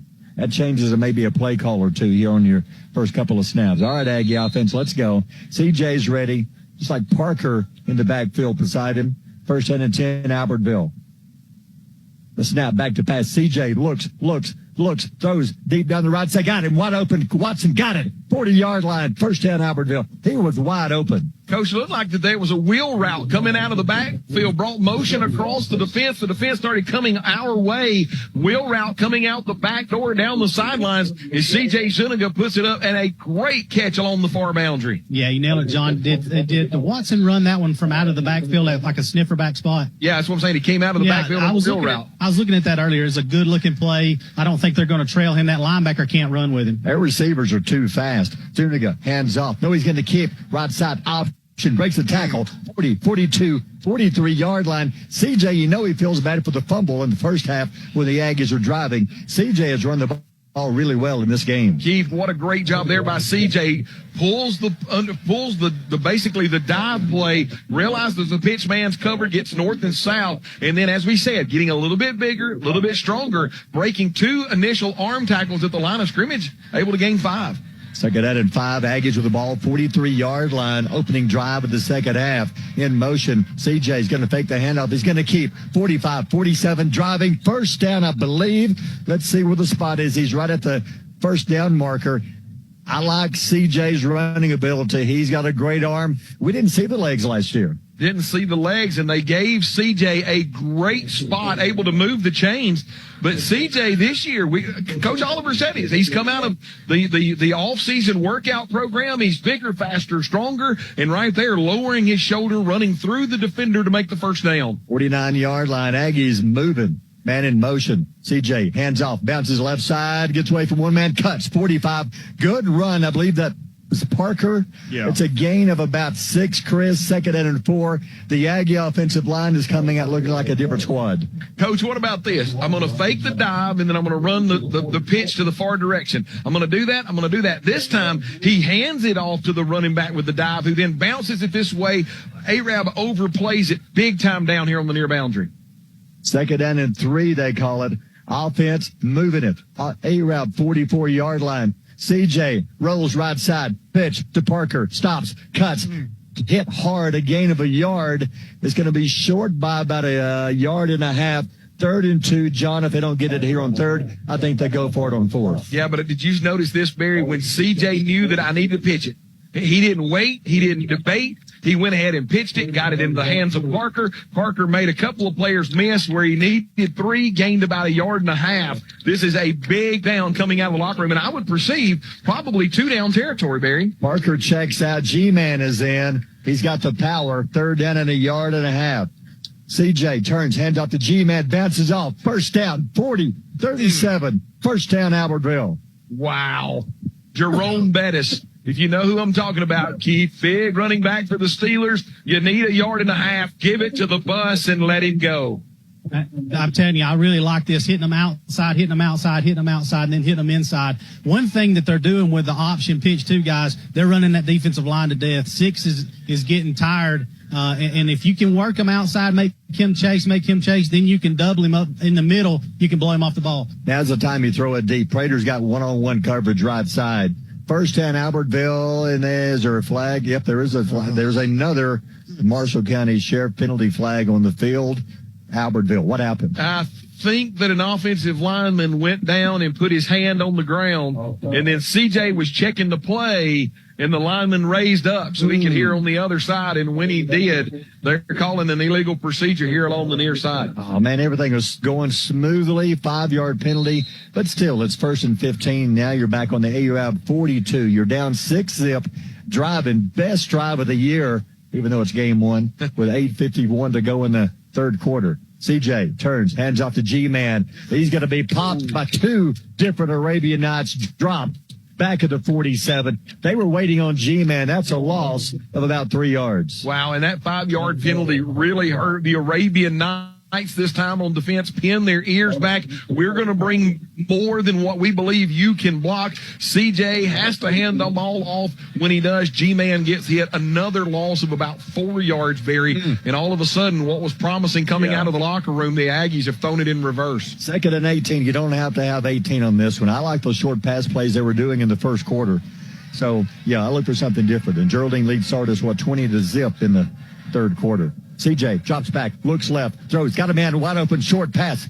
Parker, 40, it's over a man, 37-yard line. He gets the penalty, and the yardage loss back. It's going to be 3rd down at about 10. It makes it a very manageable 3rd down, and if they're able to get some numbers here in terms of yardage, there could be the opportunity that Coach Weingarten goes for it on 4th down. Remember, he told us there's going to be some times in this game that we're going to take some chances and gamble. This may be one of those chances if it gets to 4th down. Barry, what about this? Coming out of the halftime locker room, this is the 10th play ran by the Aggie offense. That is the most offensive plays run by either team tonight. And as you said, body blows on the Arabian Night defense. 3rd down at 11, 7:21 to go in the quarter. 3 men right side. CJ drops, throws a little screen. He's got his man Sweat, 35. He's got room, 30, 25 to the 21. First down, Albertville. Coach, what about a middle screen taking Brant Sweat, number 11? He's a junior wide receiver coming across. He's limping right now as he got hit along the near boundary. Looks like he's maybe going to stay in. They're going to have to sub for him a little bit. Could be a cramp. Barry, I think that might be a cramp as well. I believe it is. What about that? 3rd down and 11. They run a screen, Coach, and they're able to pop it for about 15 yards. You're talking about a guy that's electric when he gets the ball in his hand. Offensive line did a great job blocking that middle screen, letting those defensive linemen go, getting to the 2nd level. You get that guy in space, he's going to make plays. Love the play call, a little short screen play. 1st and 10 on the ARAP 21-yard line. Dez in motion, hands off to Parker. No, pitch back right side to Dez. Spins, hit. They got him. A loss of 2. He could not get around the corner. Good pursuit by the Arabian Night defense, and it's a loss of 2. One thing that I noticed when I've gone to practice and watched practice film is that CJ does, listen, he's learning a new offense, right? Yep. And sometimes that time, Keith, Barry, Jink, I think if he hands it off to the dive man's going to get north and south for about 5 or 6 yards on that one. He just pulled it. 2nd down and 12, clock running, probably a heat timeout coming up. It's very hot, very humid. 6:06 to go here in the quarter. Maybe one more snap, then the heat timeout. And it's going to be 2nd down and 12 on the ARAP 23-yard line. CJ sends Dez in motion. Hands up the middle. G-Man, 17-yard line. That's a good run, a gain of about 6. But it's going to be 3rd down and long coming up. You reckon the coaches saw what I saw last time, Keith, when this time they go back to the handoff on the dive? There is a timeout. Let's take a timeout brought to you by Weddings, Pageants, and Proms. Aggies driving 5:45 to go in the third, down 6-zip. You're listening to Aggie Football on Power 107.5. The Furniture Shop Lazy Boy Comfort Studio in Albertville and Henniger is offering you low prices on all Lazy Boy furniture. Their showroom is filled with spectacular selection of recliners, sofas, entire room groups, and much more. Lazy Boy is designed to fill your home with quality crafted furniture with exclusive features for feel-good comfort that's built to last. Come on in now and save at the Furniture Shop Lazy Boy Comfort Studio on Highway 431 in Albertville and Highway 75 in Henniger. 5:45 to go here in the third quarter. What a drive by the Aggies. They've had the ball the entire third quarter so far. And once again, hot, humid night. We're coming out of the heat timeout. The offensive line, remember we talked about Rocky movies or heavyweight fights. These are just body blows, and that's exactly what the Aggies have done, Barry. If you remember, they ended up having a big penalty to start this drive, got the wheel route that was able to get a chunk yardage. C.J. Zuniga has done a masterful job of running the offense. A couple of penalties here and there, but the Aggies right now inside the 20-yard line. And I'm going to be honest with you. John, our new kicker, his last name is John from Germany. I know for a fact that he can, if he gets the proper blocking, that he can hit one from right there at that distance. Right, 18-yard line, third down and 8. CJ option right side, stops, cuts, they hit him, they drop him. A loss of a yard, 4th and 9 coming up. That may change the play call now to where you may try the field goal. Now you're looking at 4th and 9. Had it been 4th and short, nope, maybe that changes the play call to where you're going to go for it. The outside linebacker on that last play came up, absolutely annihilated the pitch man. C.J. Zuniga tries to get back inside, actually made an initial defensive lineman miss, but number 0, John Loden, a senior defensive lineman, 6'1", 186 pounds, coming down the line of scrimmage, able to get his head across and get C.J. to the ground. Got to go for it. 4th down and 9 from the 19-yard line. Got to go to the 11. CJ drops. Pressure's coming. Blitz. Throws it short. Got his man complete. Watson. They stop him. They were waiting on the screen. Passer on the field, guys. Roughing the passer. You are correct. There's another Marshall County Sheriff penalty flag. It would have been Arab ball on the 15, but if this is against Arab, you're about to get an Aggie. That should give them a first down, correct? Yeah, it's going to give him a first down if that's a roughing the passer penalty, which he pushed CJ up in the face mask area. It's either that or a holding, but it looks like, CJ was talking to the white hat and was pointing personal foul, roughing the passer against the Arabian Nights, and the Albertville Aggies will continue their drive. What a play. There it is. So that's going to get, Arab would have the ball right now, first down, having stopped an Aggie almost 7-minute drive. But instead, with this roughing the passer penalty, Aggies will get a first down as they mark it off. Please be at the 11. Well, he's looking. I think he got his left foot confused with his right, and he misstepped it off. Do you know? Yeah. Yes. First down is the he couldn't remember where he started from. He's going to go back and mark it off again. Guys, I see a heavy dose of G-Man, the G-Wagon right here. Yeah. Keith, on the roughing the passer penalty, I saw the guy go up in the air to block it because he knew it was a screen pass. When he came down, I didn't see CJ hit the ground, but did the defender's hands hit CJ in the face? Is that what they were calling? No, when he came down, he put 2 hands in CJ's chest and pushed him down. Okay. 9-yard line, first and goal, Albertville, 4:44 to go in the quarter. CJ heads up to G-Man, to the 7, to the 6, to the 5, to the 4, to the 3.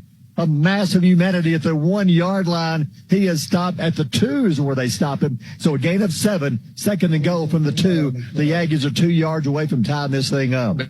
What a rugby scrum, Keith. That offensive lineman getting down and dirty and nasty and around the line of scrimmage. That's a 7-yard gain. But, Barry, what about this? Upcoming, the 17th play of this drive coming out of the halftime locker room. We had some games last year where we didn't have 17 plays. Feed the G-Wagon, boys. Feed the G-Wagon. Here we go. Second and goal from the 2. 4:09 to go in the quarter. Aggies can tie it up. In motion. Sweat. The give to G-Man. No option. Pitch back to Sweat. Touchdown, Albertville. They are tied at 6. Keith is running away because they are running at that wounded shoulder. But Keith, what a play. C.J. Zuniga able to pitch it out to Brant Sweat, who turns the corner for the Aggies touchdown. CJ's making that thing run right now, guys. It was a good no give to the G-man right there. They had that covered up. He goes over, he makes the pitch man commit, does a great job, and makes the pitch, guys, with the pitch man had his face mask, about turned his head all the way around. Made a great pitch. What a play. What a drive. These Aggies are coming alive right here in front of our eyes. Phillip John for his first ever extra point in America. Here he goes, pink shoes and all. He can give the Aggies their first lead of 2025. You realize that he doesn't know anything about the history. No pressure on him. He doesn't have a clue. He's waiting. Oh, and there's a flag. There's a Marshall County Sheriff penalty flag on the field. Oh, it's offsides. Yeah, the Arabian Knights on the far guy, their gunners are trying to get out here to block it. They go for 2. And they're in the neutral zone. And it don't matter. I mean, it's a 1 or 2 point lead. It still don't matter, but I don't know. Just think about this. Yep. If we won 7-6 and it was the German exchange students that won the game. Oh. His name is Phillip John. Yep. It's a Jimmy St. John's. They'll get you every time. Yep. Yeah. Here's the kick. Got it. The kick is up, and it is good. Albertville leads. Oh, look 7-6. That's going crazy. Look at the fans. Look at the players across the way. Let's take a timeout. Wow. Brought to you by Weddings, Pageants, and Proms. Aggies lead 7-6. 3:57 going to third. You're listening to Aggie Football on Power 107.5. At Liberty Bank, we value our local schools and are proud to support all of our teams because this is our community too. To everyone who puts in the long hours of practice to help our kids win in life and on the field, we salute you. Whether you're coach from the sidelines, sell concessions, or score touchdowns, the Liberty Bank team is cheering for you. So from our team to yours, let's make it a great season. Liberty Bank. Local bankers serving local customers since 1971. Aggies lead. Here's your Gilbert and Ball Ford and Albertville scoring update. Yeah, the Aggies start deep in their own end zone, or deep in their own end of the field at their own 13-yard line. 17 plays, 87 yards later. Also aided by a roughing the passer on 4th down. They're able to get the ball into the end zone. Zuniga on the pitch to Brant Sweat. John with the extra point. The Aggies lead 7-6 Albertville. Here's the kick. Welcome back to Albertville Aggie Football, presented by Howard Bentley Buick GMC. And we're ready for the kick. 3:57 to go in the quarter. Aggies held the ball almost the entire third quarter. High kick, deep kick, 7-yard line. Here's a return. 15 to the 20, 25. He's got a hole. 25, 30, 40, midfield, 40, 30, being chased from behind, and he's going to score. The shortest lead in Aggie history. The Aggies go up 7-6. The German exchange student with a great kick comes down at the Arabian Night 9-yard line, goes right up the middle of the field. Great job blocking, pops out the back end, and 91 yards later, the Arabian Knights have recaptured the lead. Good. That's going to show everybody on our sideline how important it is for you to do your job every play. Yep. If you're not doing your job every play, it's just like playing baseball. That ball is going to find you. And if you're not doing your job, you got to fill your lanes. You got to be where you're supposed to be, or that doesn't work. Unbelievable. Maybe one of the shortest leads in Aggie history. This went up 7-6. Kickoff. They run it back 91 yards. Looks like the Arabian Knights bringing their offense on the field, and they're going to run that Wildcat, Barry, for a 2-point conversion. Oh, he fumbled it. And the snap, he will fall on it. So they've had trouble with the special teams all night, and it's no good. Let's take a timeout. Brought to you by Weddings, Pageants, and Proms. 3:43 to go in the third.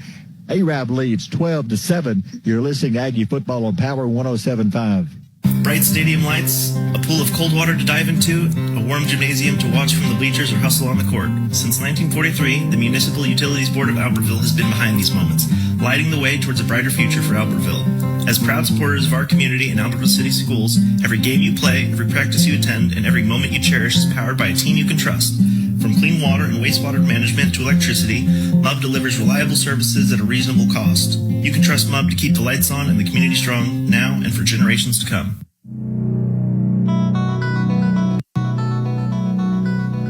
Welcome back. Well, that was quick. Here's another Gilbert-involved Ford and Albertville scoring update. That didn't take long, did it? Arabian Knights able to get the ball at their own 9-yard line. That time, number 22, Dylan Kirkland, takes it back 91 yards to the house. The extra point, 2-point conversion is muffed, fumbled on the ground. The Albertville Aggies able to tackle him, but the Arabian Knights recapture the lead with lightning out of a bottle. They lead again, Barry, 12-7. You know, if they can do it, we can do it too. All right, Dez. All right, Parker, let's run one back. 12-7, 3:43 to go. So far, A-Rob's offense has not touched the ball once in the second half. They just returned a kickback. Here's a high kick, deep kick. Dez has it, drops it, picks it up, 10-yard line, 15. Oh, they're going to stand it up and throw him down at about the 18-yard line. Aggies will start not in good shape. Did the ball come loose? The ball came loose, but I think it was knocked out by the ground. Yeah. So Aggies will start 18-yard line. Hey, this is there's a late flag coming in. Wow, after the players were coming off the field. I think you reckon one of the players said something. Said something to a referee as he was coming off the field about the ball. The only players nearby that official. Sideline warning. That's weak. I will not even give you the privilege of calling that one a Marshall County Sheriff penalty flag on the field. Wasted my arm. Wouldn't either. All right, Barry, last time the Albertville Aggie offense had the ball, they went on a 17-play drive. Need to put another one of those together and put the ball into the end zone. At first half from the 18-yard line, CJ in the gun, drops back, looks, throws it, got his man, got it 29-yard line. No, could not hold on. He's a little slow getting up. That one might have hit him in the – I'm hoping it knocked the breath out of him because like the ball – or he was hit, maybe more than that. He is down. That is not what you want to see. I can't see, I couldn't see which receiver that was. I think it was Prater, but I'm not sure.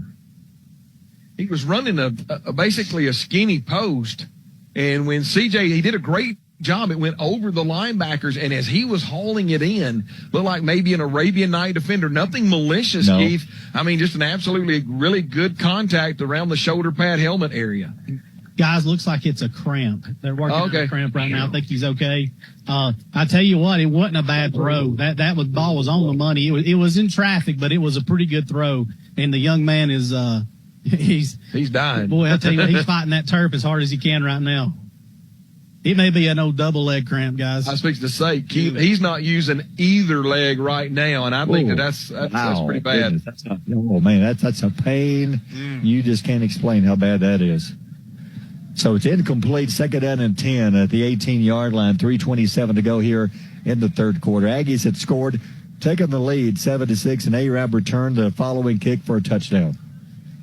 Duckett's wishing somebody come help him take this kid off.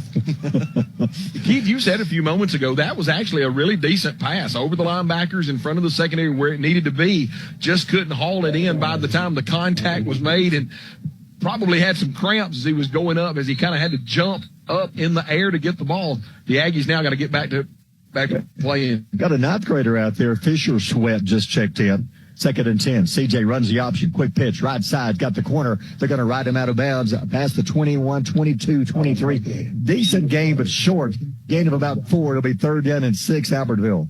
But you got to get something positive, Barry. I mean, that's you've got to make this a manageable third down. And running that quick pitch option to the far boundary gets you 4 yards. And this time, I mean, it hasn't been uncommon for C.J. Zuniga. Yeah. And we've seen Coach Weingarten a couple of times in this game on 4th and short. Go for it. I mean, why not if you can make this third and if you can actually get the first down, or make this a 4th and short? Clock stop, 3:21 to go in the third. A-Rab up 12-7. Aggies with a third down and 6, just past the 22-yard line. Need at least 5 on this one to have a chance to go for it. And there's a whistle. Their flag, motion Albertville. That's going to change. But they're going to throw it. He dropped back. He was looking left side towards Kobe Watson. And Barry, that's just it's a wide receiver. He wants to get into his route quick. He wants to be able to help his quarterback. He knows it's a 3rd and 6. It's a 12-7 game, very close ball game, but you just got to hold on another second. And it's the first time I've seen that young man on the field, so he was ready. He was ready to run his route. Right. Because he had just checked in because of the injury to Prater. So now it's 3rd down and 11. They like to run screens on 3rd down. I'm sure A-Rab is waiting for that. So on the 12.5-yard line, clock stopped 3:19 to go in the 3rd. Aggies down 12-7, 3rd down and long. CJ drops back, has time, throws it deep down the middle into traffic. That was not a good pass. There were 3 defenders. Whoa. Yeah, and this is going to be guys, your receiver goes down the field. He's now got to play defensive back. They hit the ground. The Arabian Night must have said something, okay, but the Albertville Aggie wide receiver turns around and retaliates and is going to get a 15-yard personal foul for that. And Coach Weingarten across the way meets that young receiver, and he is not happy across the way. No. So it's going to be 4th down, incomplete pass, but CJ put that one up into traffic. He's lucky it was not intercepted because there were 3 defenders waiting on him trying to pick it off. And Barry, not only did he get away with one, but worse for wear is now you are literally punting out of your own end zone in the shadow of your own goalpost because of that 15-yard personal foul penalty. They'll get the ball probably inside your 30-yard line to begin the drive because CJ's standing about 5 yards deep in the end zone to punt. Got a player. Oh, there we go. We had 10 on the field. And by the way, it was our guard. Aggie punts have been short pretty much the entire game. So it's 4th and long, and we have a whistle. They got a timeout across the way. Wow. And Aggies have to burn a timeout. I don't know if they had enough players out there on this one. Well, looks like Coach Weingarten, once again, along with his offensive coordinator and special teams coach, they are not very happy. So you go back from a very impressive opening drive, and it's like after the touchdown, and A-Rab returned the kick, things begin to fall apart all of a sudden. Well, it's like the wind. I mean, Albertville had the win coming out of the halftime locker room, going on a 17-play drive that encompassed 87 yards, put the ball into the end zone on a 2-yard pitch. And the extra point from the German exchange student gives the Aggies the lead, and the crowd's going nuts, and everybody's excited. And now all of a sudden, the Arabian Nights obviously able to get a 91-yard kickoff return, and it's just like the wind has been taken out of the Albertville Aggie sails right now. But they're still in this ball game. They just got to keep fighting. A-Rab's offense really hasn't been on the field the entire quarter, haven't had to. They should get the ball back in pretty good shape. They're back around the Aggie 40 waiting on the kick from CJ. CJ 5 yards deep in the end zone waiting on the snap. He's got it. Takes his time. Good kick. High kick. Returnable, but he calls a fair catch. 43-yard line. So that was a good kick. Probably one of the best kicks we've had all game. So A-Rab will start. Now the Aggie defense has played great the entire game. Got to get a stop here. You give up a touchdown here, you got a 2-possession game. You're behind by 12 points. Well, even a field goal is precarious if you think about it, because even if you give up a field goal, the Arabian Nights are now up 15-7, which means the Aggies have to score a touchdown and get a 2-point conversion to tie. You hate to say the only good thing about this, Barry, is that the Aggies defense should be fresh coming off the sidelines because the offense is pretty much dominated coming out of the halftime locker room. Looks like A-Rab going back to their original offense, I believe. Is there another? There was a penalty. Looks like a 5-yard penalty after the play of some kind because it was at the 43. Now they marked it at the 38. So A-Rab will start. They're going back to their starting quarterback. Now they're going back to the regular shotgun. Stevens out of the gun. They switched to the Wildcat for the second quarter, and it was effective. Stevens turns, hands up the middle. Hit by one man, got him. Back at the 41-yard line. He will lose some yardage. Good job out of the Aggie defense. And that was Draven Hendricks breaking through and dropping him for a 2-yard loss. Coach, once again, how many times have we seen Draven Hendricks last year and this year able to come up in an open field situation and make a tackle that is possibly, and I think you saw it on the back end, if Draven Hendricks doesn't make that tackle, that guy may be going to the end zone, Coach. Loss of 2, 2nd down and 12, back on the Aggie 41-yard line. Once again from the gun, Stevens. Stevens drops back, looks right side, throws, got his man hit immediately at the 35-yard line. It's going to be well short of the first. Good gain, though. It's a gain of 7. It'll be third down and about 7 yards. Defensive backs doing a great job of keeping the wide receivers in front of them. This time, number 2, Davis Kenny, junior wide receiver here along the near boundary, locked up against Cooper Scott. Cooper gave a little bit of ground. When the ball went in the air, he exploded, made the tackle, third down and long. They're down 7 from the Aggie 35-yard line. 2 minutes to go, third quarter. Arab up 12-7 with the ball on the Aggie 35-yard line. 2 receivers split out to the left side, 1 to the right. Stevens, 1 back stands beside him. Third down and 7. Man in motion back to the right. Stevens, high snap, pulls it down, hands off, going nowhere. Got him at the line of scrimmage. 2, 3 Aggies making the tackle. First one through, Draven Hendricks again, along with help from, can't see who the other guy was. I think it was Jesse Gonzalez. Good job there by the right side of that Albertville Aggie defensive line, just reestablishing the left side of the Arabian Night offensive line in the backfield. A little bit of a high snap, couldn't really get the timing going on, and by the time the running back got to the line of scrimmage, just gobbled up by the Albertville Aggie defense. Fourth down, 7. They're going to go on the Aggie 35-yard line. 1 receiver left, 1 to the right. Stevens out of the gun, fourth down, big fourth down call coming up. Drops back, rolls right side, has 5, throws it deep down the sideline, got his man incomplete at the goal line. Off the fingertips, he had his man beat. Great play call, incomplete. Aggie defense holds. A few moments ago, you remember when they ran that big route right in front of Cooper Scott, and Cooper's able to come up and make the play. It was the same exact action, and this time when Cooper Scott made up the play, you heard me say, oh no, Barry, the wide receiver bails out and goes down the sidelines. Cooper's out of position. It would have been an easy touchdown, but off of his fingertips and incomplete, and the Arabian Knights get turned away by the defense one more time. 55 seconds to go, third quarter. The Aggie defense, I mean, if you had player of the game, right now the whole defense, players of the game. All right, offense, you had a good opening drive to begin the quarter. Let's do it again. First down from the Aggie 35-yard line. High snap. CJ pulls it down, hands it off to Sweat around the corner to the sideline. He's going to be tripped up and shoved out of bounds around the 41-yard line. If that's where it is, it's a gain of 6. Second and 4. Clock running with 47 seconds. Keith, to your point, if we block that edge, we're faster than the Arabian Knights to the perimeter. Yeah, I think our guys, and I'm talking about and on that speed sweep stuff, it's just getting it, like you said, John, getting it blocked the right way. And right there, that's the same guy that had the cramps a second ago. I think if he puts his foot in the ground and gets upfield, he gets a couple of more, but he still may be lingering some cramps right there. Second down and 4, 19 seconds. Hand off G-Man up the middle. He breaks free from a tackle, 44-45. That is close, depending on the spot. That is right at the first down marker. One official's got him a first down. Let's see. They may have to measure, depending on the spot of the ball. It's either going to be third and short or first and 10 as the clock winds down. This will end the quarter regardless, and it's an Aggie first down, and that is a good way to end the third quarter. Let's take a timeout, brought to you by Weddings, Pageants, and Proms. Aggies trail 12-7. Fourth quarter coming up. Aggies are driving. You're listening to Albertville Football on Power 107.5. It's football time in Alabama.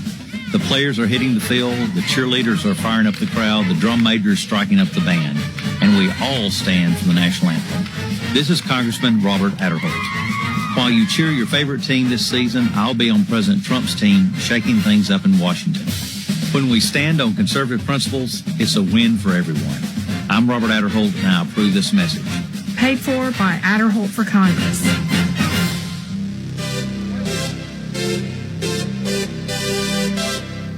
Welcome back. We are back with Albertville Aggie Football, presented by Power 107.5 and Howard Bentley Buick GMC. Here we go. 1 quarter left. Aggie offense now looking like they did to begin the third quarter, John. Absolutely. Came in. Sweat able to gain 5 or 6 yards there. G-Man up the middle. They're able to get 10 yards out from their 35 to the 45-yard line. 2 plays. They've already been able to get 10 yards. And Barry, you said it a while ago. The Arabian Night defense has been on the field. 17 plus 4 is what? 21? It is hot out there. So 25. 25 plays in the second half. And you've got some guys right now with their hands on their hips. They're looking at the scoreboard. They know they got 1 quarter left to play. It's time to play football for them. It's a hot night, so hot, Keith's arm sling goes like a kiddie pool. It is full of sweat, right, Keith? Guys, it's a swamp, okay? It's an absolute swamp. My arm is pruned, I can guarantee you that. And I don't know who said that it was going to be a little cooler tonight because I wore pants for that reason. No, they told me. QSV, I don't know. 1st and 10. Parker, reverse, back to the quarterback. Zuniga throws. Kobe Watson goes up, tipped, incomplete. Yes, sir. Yes, sir. You can't do that. That's hitting a defenseless receiver. He was in the air. You led with your helmet in your shoulder. That is, by rule, a 15-yard personal foul. It was a reverse, and they pitched it back to C.J., who had Kobe Watson open at the 25-yard line. The ball kind of sailed on him. Kobe could not bring it down, but as he came down, you're right, not one but two Arabian Knights both went for him, and one hit him in the head. 2 flags are down. A Marshall County Sheriff penalty flag. There's 2 of them, and that is another. The Arabs had a ton of huge penalties. They have had a ton of huge penalties. Matter of fact, it was a roughing the passer penalty a few moments ago that kept the drive going for the Albertville Aggies to be able to score a touchdown. What happened on this one, Barry, is the Arabian Knight defender, he launched himself in the air to make contact. That's an easy call. How many penalties for Arab, Chris? That's 12.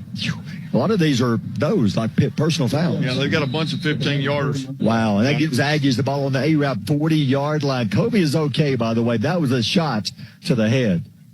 And that was almost a touchdown pass play. Well, if CJ's able to get that ball down, get it on a little bit more of a straight line, and he's able to hit him down the seam, I think he does go to the end zone. A little bit too much air under that one that time. Here we go. First down from the Arabian Knight 40-yard line. Man in motion. CJ hands up Parker. He is hit hard. Breaks the tackle. Hit again. 36-yard line. He is fast, and he can take a lick. That's a good run. A gain of 4 yards. Underneath. North and south, great push by the interior of that offensive line with Christian Ramirez and Kellen Hampton and Colton Battles and those guys. Maddox back up front. I mean, those guys doing a phenomenal job pushing people back. Bray Patterson, and that time they got the Arabian Knight defenders on skates, made it easy for the running back to get 5 yards. 11:21 to go in the game. Second down and 6 on the Knight 36-yard line. In motion, Simpson hands off. There he is again. Parker fighting 30-yard line, close to a first down, depending on the spot, about a yard short. It's going to be 3rd down and a yard on the Arab 31-yard line. Does it seem as if coming out of the halftime locker room, and I know that we only had 4 downs and punted last time, but does it seem right now like that Albertville Aggie offensive line is starting to maybe take over this game here late in the game? That and Arab defensive line, I think they're gassed right now. They are hot. They are tired. They've been out there almost the entire second half. 3rd down and a yard. G-Man back in the backfield. Kobe Watson in the backfield for blocking and there's a handoff. No quarterback keeper. Straight up the middle. First down, 27-yard line. Give CJ 4 yards and another Aggie first down. Keith, we only got a yard to go to get a first down. What do we do, baby? Get under center and you let that quarterback go, baby. If you let that running back grab him and shove him too. Rugby scrum it, right? Just rugby scrum. 2 or 3 yards, first down. 27-yard line. This is the drive of the game right now. Aggies trail 12-7, 10:21 to go in the game, and they are driving on the Arab 27-yard line. Here we go. CJ out of the gun. G-Man to his left, 1 receiver, 2 receivers to the right. Handoff to G-Man up the middle. He's got some room. 20, 19, 18. Drop at the 18. Good run. That is a gain of about almost 9 yards. Give him 9, Chris. And the Aggie offense has been rolling here in the second half. Keith, what about the fact offensive linemen giving one another high fives right now? It is that offensive line gashing the defensive front of Arab. First down gain of 9 yards. Give it to the G-Man again. Second down in the yard on the Arab, about 18-yard line. CJ hands off. Nope, fakes the handoff. Pitch back left side, Sweat. They're going to drop him back at the 21. They thought they would maybe fool him with a fake handoff, but then pitch it back. Arab was not fooled. Aggies lose 2. Key field level coming right. Give credit where credit's due. Great job by the Arabian Knight defense playing the option there. Yeah, they played it just about as good as you can play it right there. What I'm looking for, if we get the first down right here, run that same play again, have CJ put a foot in the ground, go back, throw it across the middle to the tight end. It's going to be open. They're not going to be looking for it. Here we go. 3rd down and 3 back on the 22-yard line. CJ hands up to G-Man. Hit him in the backfield. That is a huge stop. Loss on the play. Somebody broke through and got him in the backfield. And it's now 4th and 4. Like it might have been John Loden, senior defensive line. He came from underneath this block. You got to get your helmet across and cut that young man off. The offensive lineman not able to do it, and John Loden able to penetrate, get in the backfield. I think Gensley Sarant was coming right at you, Keith, with a chance for the first down. He just got caught from behind by Loden. Yeah, I think he gets it too. Had some good blocking out front, but it was just a shoestring tackle. Got to hurry. 5-4, 4th down and 4. Aggie's going to go for it. About to burn a timeout. Nope, the snap. CJ drops back, looks, throws a screen. Sweat's got it. 20, cuts back. 15, 10, 5 to the 4-yard line. Touchdown, Albertville. Middle screen blocked absolutely perfectly by the offensive line. Brant Sweat is as elusive as they get, Coach. Coming at you. Tell me what that looked like at field level. Talking about a guy that's slippery and can make some moves, guys. He absolutely juked about 9 guys out of their shoes. And you talking about, again, he's electric. But you get the ball in the midfield. Credit the offensive line, too. They did a great job blocking that. They've done that about 3 times tonight, and they've blocked it almost to perfection. Now for the point after, 13-12 lead. First, the officials stop everything. I don't see a flag. They want to go to Michael St. John in the replay booth. I'm not sure what that. There's no flag. Might have been maybe a clock issue, guys. Could be. 7:35 to go in the game. Aggies have scored and retaken the lead 13-12. They are 7 minutes and 35 seconds away from breaking a 28-game losing streak. I don't think the clock ever started on that last play, guys. May not have. All right. Trying to keep as much time on for the home team. They added 20 seconds back on there. Okay, they're saying the clock was running when it shouldn't have been running. Okay, now, the clock is back at 7:55. Now for the point after. Zuniga to hold. The snap. The kick. It is up. It looks good. Oh, that's good. Aggies got another point. Let's take a timeout brought to you by Weddings, Pageants, and Prom. 7:55 to go. Aggies by 2. You're listening to Aggie Football on Power 107.5. Save on these back-to-school basics this week at Foodland Plus in Albertville. Prairie Fish bone-in assorted pork chops, family pack, $1.99 a pound. Preferred Angus beef top sirloin steak, family pack, $6.99 a pound. Kellogg's large-size cereal selection varieties, $3.99 each. Coke or Dr. Pepper products, 6-pack, half-liter bottles, 3 for $12. Charmin or Bounty Essentials, 9 mega rolls bath tissue or 6 double rolls paper towels, $7.99 each. At Foodland Plus in Albertville. Welcome back. Gilbert the ball forward, and Albertville scoring drive. Another very impressive drive. Aggies starting at their own 35-yard line. 10 plays, 65 yards later. Zuniga on a 22-yard strike screen pass to Sweat, who gets north and south extra point up and good. The Aggies recapture the lead here in Arab, Alabama. Albertville, I hope you're happy back home and cheering them on. Your Aggies lead 14-12. I'd kick me an onside kick towards 53. That's the last thing in the world he's thinking about right now. Barry's got ice water in his veins, boys. All he can see is the Waffle House right across behind the bleachers. Here we go. Going to kick 7:55. Last time we did this and scored, they returned the following kick for a touchdown. It is an onside kick. It is rolling, but it's going to roll short. Well, and the bad thing is the Aggies were offside on the kickoff. They jumped across the line before the kick. What about Coach Weingarten? They used to call Tommy Tuberville the riverboat gambler, and right there, Coach Weingarten trying to steal a possession. If that ball goes across 50, we're all over it because they were already going backwards. Yeah, but I think the kicker, he kind of hit some top spin out like one of my drives, and it rolled about 10 yards about like one of my drives, but it didn't quite make it 10 yards, but it doesn't matter. Aggies are offsides, but I love the call.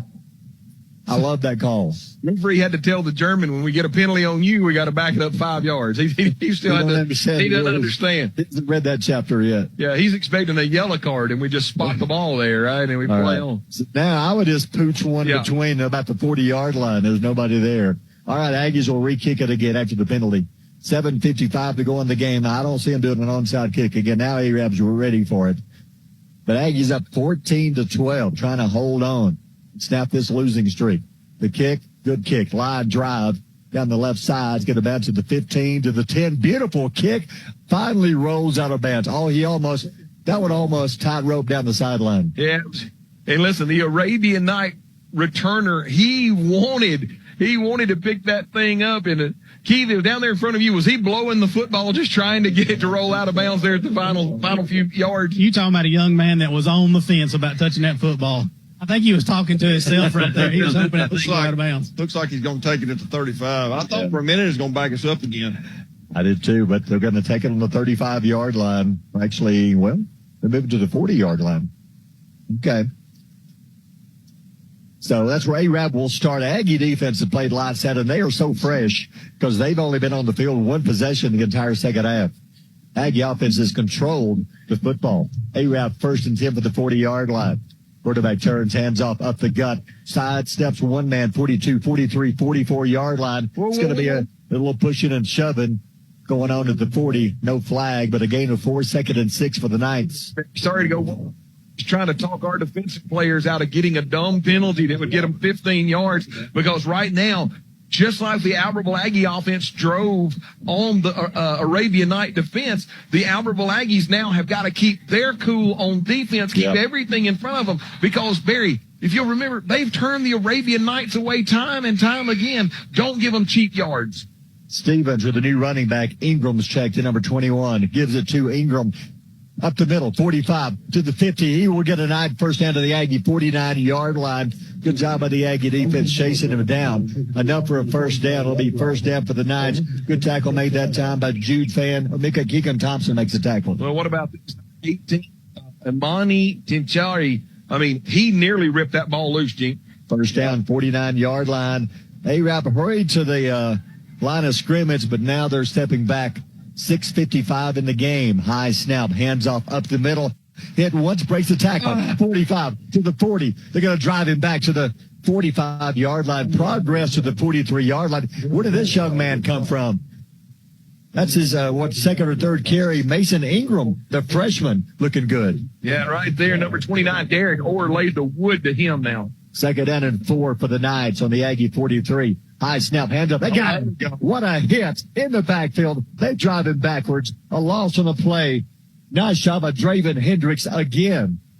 Yeah, Coach, look like this time they were bringing Draven on a blitz, and you're not going to be able to attack that middle anymore. This time the running back gets it, takes one step, and the missile, Draven Hendricks, nails him in the backfield. We have a heat timeout. Let's take a timeout brought to you by Weddings, Pageants, and Proms. 6:21 to go in the game. Aggies by 2. You're listening to Aggie Football on Power 107.5.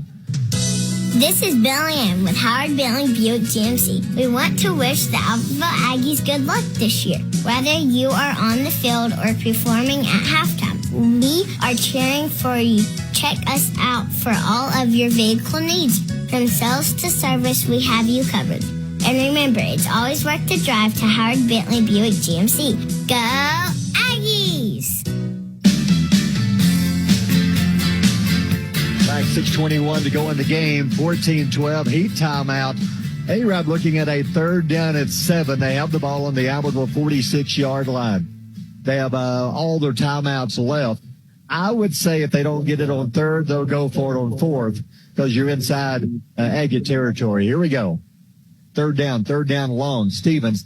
Passing game just really hasn't been there for the Knights all night. Stevens turned. Nope, he's going to hand it. No, play action. Drops back, throws. Little screen. Got his man. He's going to be hit and stop. No first down. The ball pops out of bounds. But what a job by the Aggie defense. Who is it? Was that? Looks like it was that number 15, Evan House, that came up and made the play, Keith. Yeah, it looks like it. Man, that was a hit. 6'2", 160-pound junior defensive back. He's got that read. He sees the man out there in the flat, comes up, makes the hit. The Arabian Night defender gives ground, and when he gives ground, because the coaches here along the near side are asking the referees, why did they back it up 2 more yards? It's because the Arabian Night receiver, once he was hit, he gave ground, and when he gave ground and got pushed out, he gave up those 2 yards. It's the correct call. He gained a yard, so it's 4th and 6. Arabs called a timeout. So the ball is on the Aggie 45-yard line.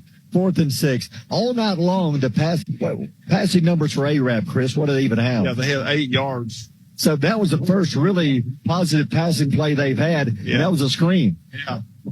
And right now, Coach Roughton wants to talk to the white hat here along the near side. But, Coach, if everybody saw what I saw, and Keith, tell me I'm wrong because you're on that side.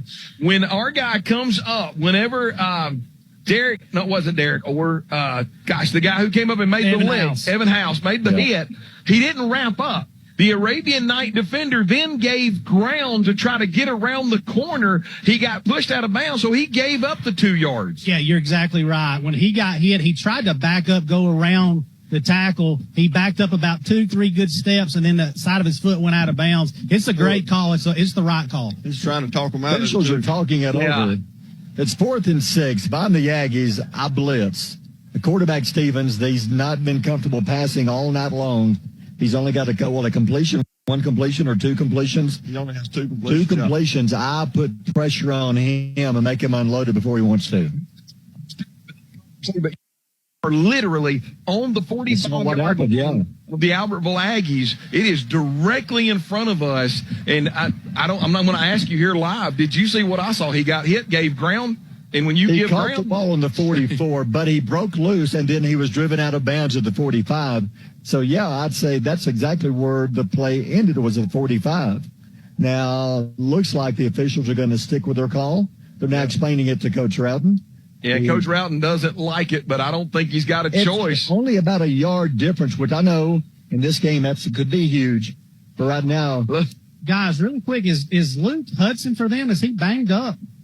He hadn't been in the game. He's not been in the game. But there was somebody with their pads off over on the sideline, a big guy. I don't know if that's him, but it doesn't have his shirt on, so I don't know. Hey, guys. Because he'd be in on this play. All right, here we go. They brought the punting unit on the field. Coach Roughton thinking with his defense and 2 timeouts, can we stop the Aggies? I look for a fake. The snap. Nope, he's going to kick. Ike, what a kick. A kick. It's going to bounce at the 5. The ball is down at the 5-yard line like it is like here at Stony Mountain. Over there. That ball just took a golfer's bounce and bounced straight up, and it's down at the 5. So now what they're depending on is stopping the Aggies, maybe with 1 first down, maybe with none, and getting the ball back in good position. That was, Keith, give credit where credit is due. That is a great punt that landed at the 4, rolled to the 5, and now you've got the Aggies in the shadow of their own goalpost. You don't do it any better than that. He turned it over. He hit the front of the nose of the ball like it's supposed to. It checked up. It did exactly what you're supposed to do. It's a great punt by that guy. What you don't need now is some kind of motion with another penalty backing you up half the distance. Just do your job, give it to G-Man, use some clock, and maybe break free for a first down. All right, first down from the 5-yard line. 5:39 to go in the game. The handoff to G-Man up the middle. He's got some room. 10, go. 15, first down. Still driving to the 18-yard line. That is a big 13-yard run. 13-yard run. The G-Man just seems, Coach, to be getting stronger and stronger as this game goes on, running through arm tackles, running over Arabian Night defenders. And when you thought you were in the shadow of your own goalpost, a 13-yard gain gives you a little bit more breathing room and puts pressure on the Arabian Nights that are running out of clock right now. Somebody asked why we call him the G-Man, because he's a big guy. He's told me to. Because he looks like a GMC from Howard Bentley coming down the highway. He told me to. Yeah, he told me to. Yeah. I don't want to make you mad. No. 18-yard line, first down, Albertville, 5:05. The gift, new back in. That's Parker. Breaks the tackle. 25, 27. That young man has speed. He almost picked up another first down, a gain of 8. Second down and 2, Albertville. Keith, it is, I will say it till my dying breath right now. Albertville gets through this game if we win it. It was that 17-play drive coming out of the locker room that scored the touchdown that gave this offensive line a little confidence, plus all those body blows. It is a tired Arabian Night defense over there right now. Yeah. the hands on the hips, guys. And if it's not for number 0, John Loden, getting a hand on our running back's shoulder right there, he might have broke that to the house. He had a head full of steam. Colin Parker, he's a hard-running young man. He's got some speed, too. Parker stays in. 1st and 10, Albertville from the 28.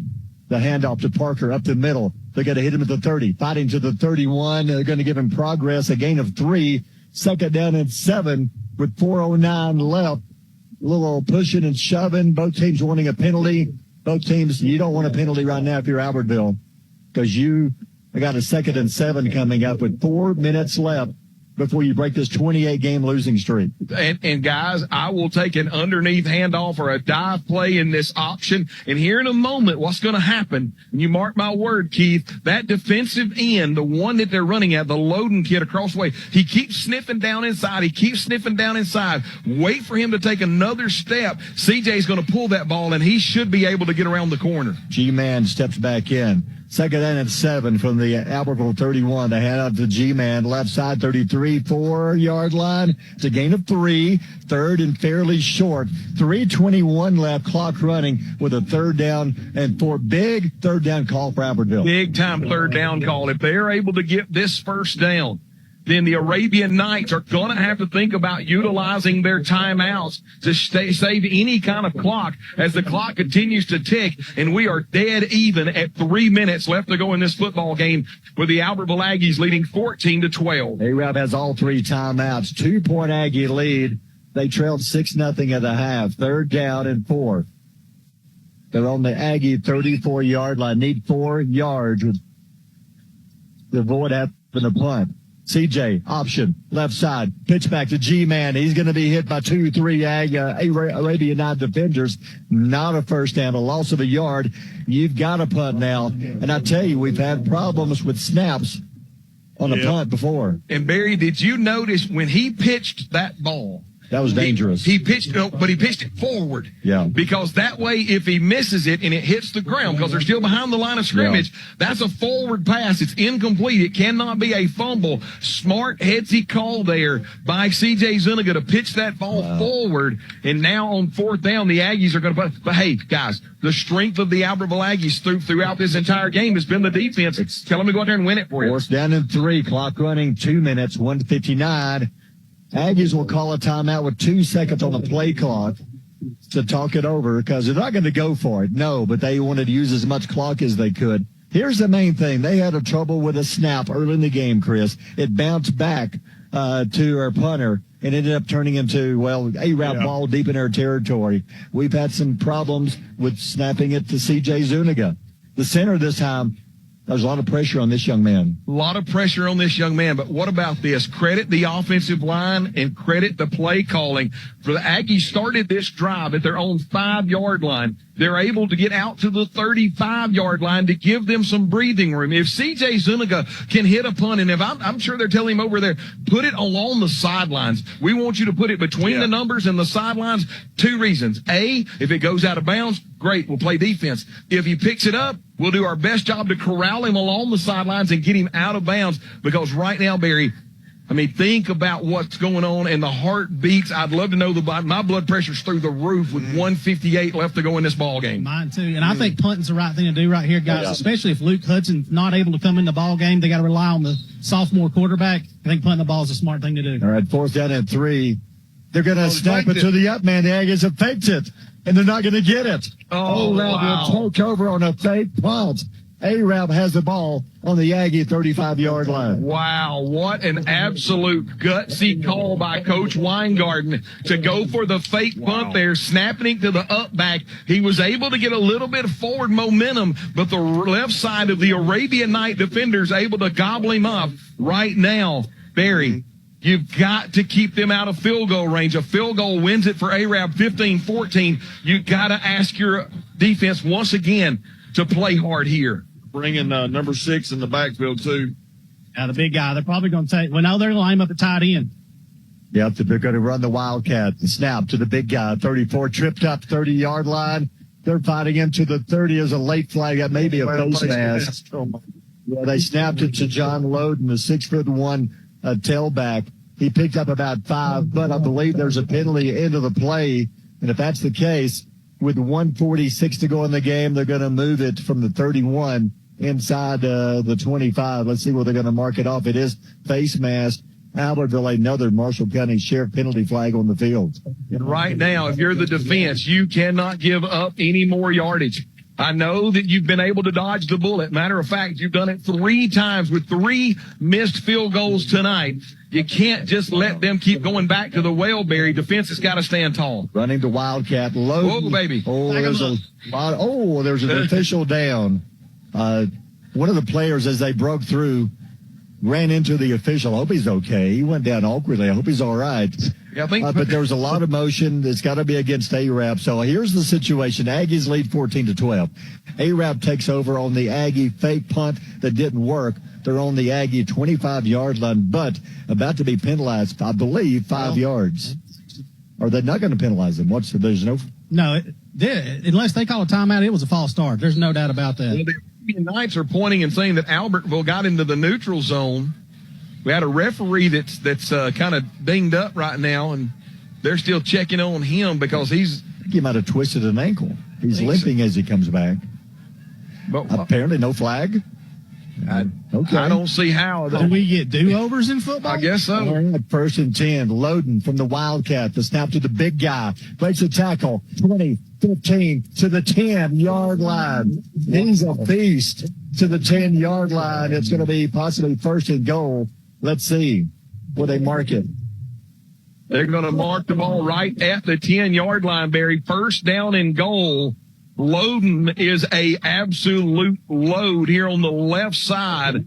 And we got Christian Ramirez that's hobbling. We got a couple of Aggie players, and it looks like we got cramps.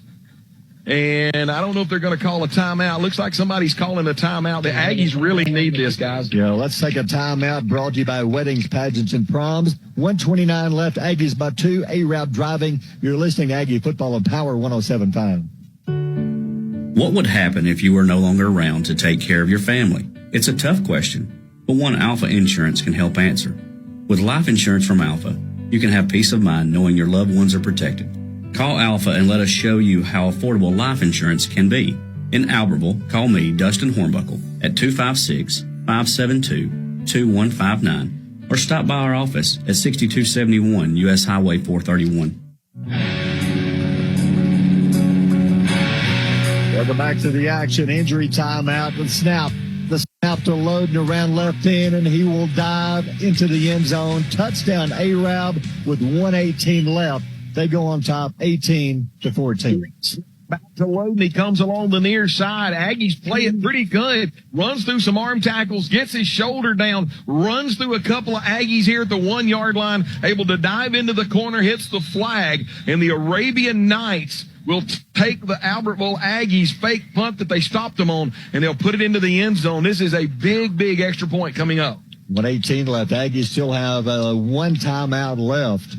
So ARAB going for 2. They've had trouble with their special teams tonight. Loden stays in out of the Wildcat. Man, he was the difference on this trial. The high snap pulls it down. He's hit and dropped. Good tackle by the Aggie defense. Froelich, he does not get in. Let's take a timeout. Brought to you by Weddings, Pageants, and Proms. ARAB on top by 4 with the 1:18 left. You're listening to Aggie Football on Power 107.5. As part of our community focus, Citizens Bank and Trust is especially proud of our school branch program.